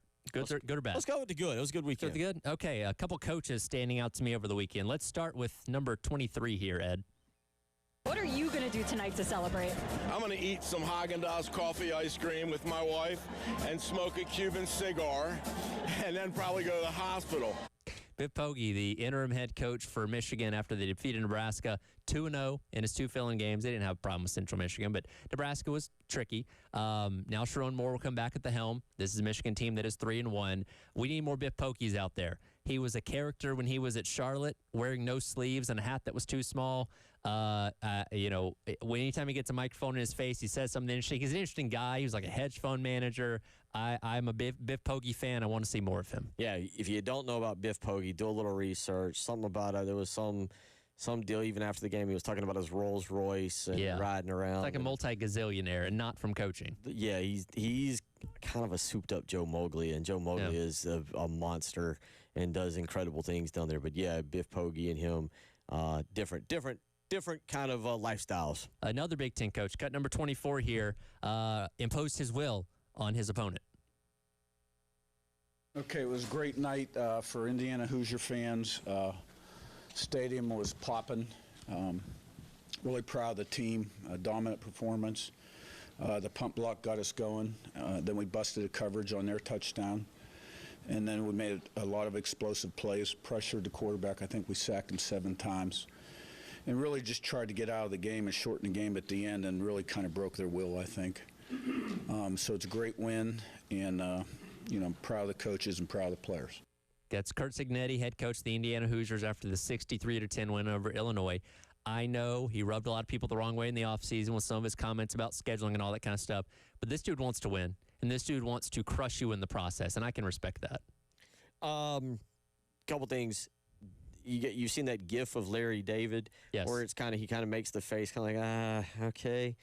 Like, it's kind of, we don't like Brett Bielema around here, so seeing him get beat this way, didn't it kind of make you happy? But then you see it's Curt Cignetti, and you're like, okay, all right, I'll take it. But I can respect dominance with no apologies. Okay. Over to tails now. The SEC screwed up once again in the Oklahoma game. Isaiah Satangia, a wide receiver for Oklahoma, fake subbed and stood basically right on the sideline, scored a touchdown because he was uncovered. Auburn didn't see him, and they allowed the touchdown to stand. He even got a thumbs up from the referee saying, hey, I'm good, right? Said, yes, I'm good.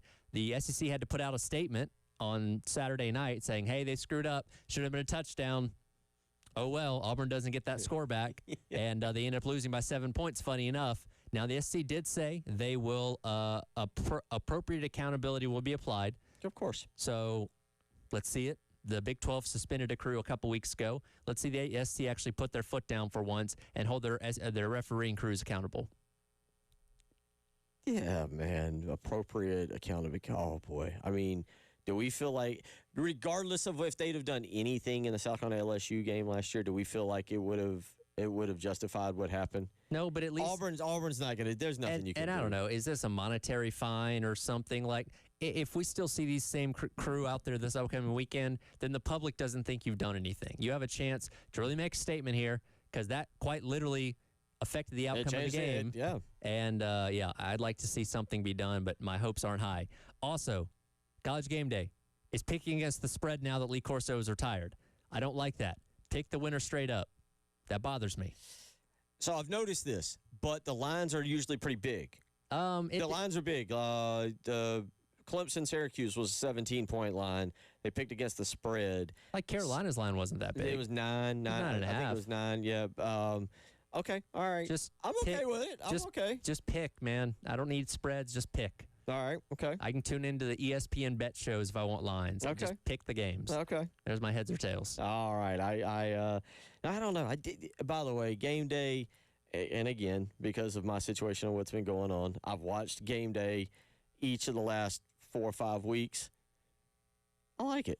I'm happy. enjoying it. I'm fine with it. And contrary to what some people might think or feel, Dave Portnoy on Big Noon Kickoff, it's drawn me into that a little bit. I haven't personally checked that out, but It's good enough. I get the appeal. Personality, he says stuff. Their morning show on FS1's not going well. Yeah, it's a podcast. That's a whole other thing. All right, we're back tomorrow. Shane Beamer speaks at 1. Y'all have a great day.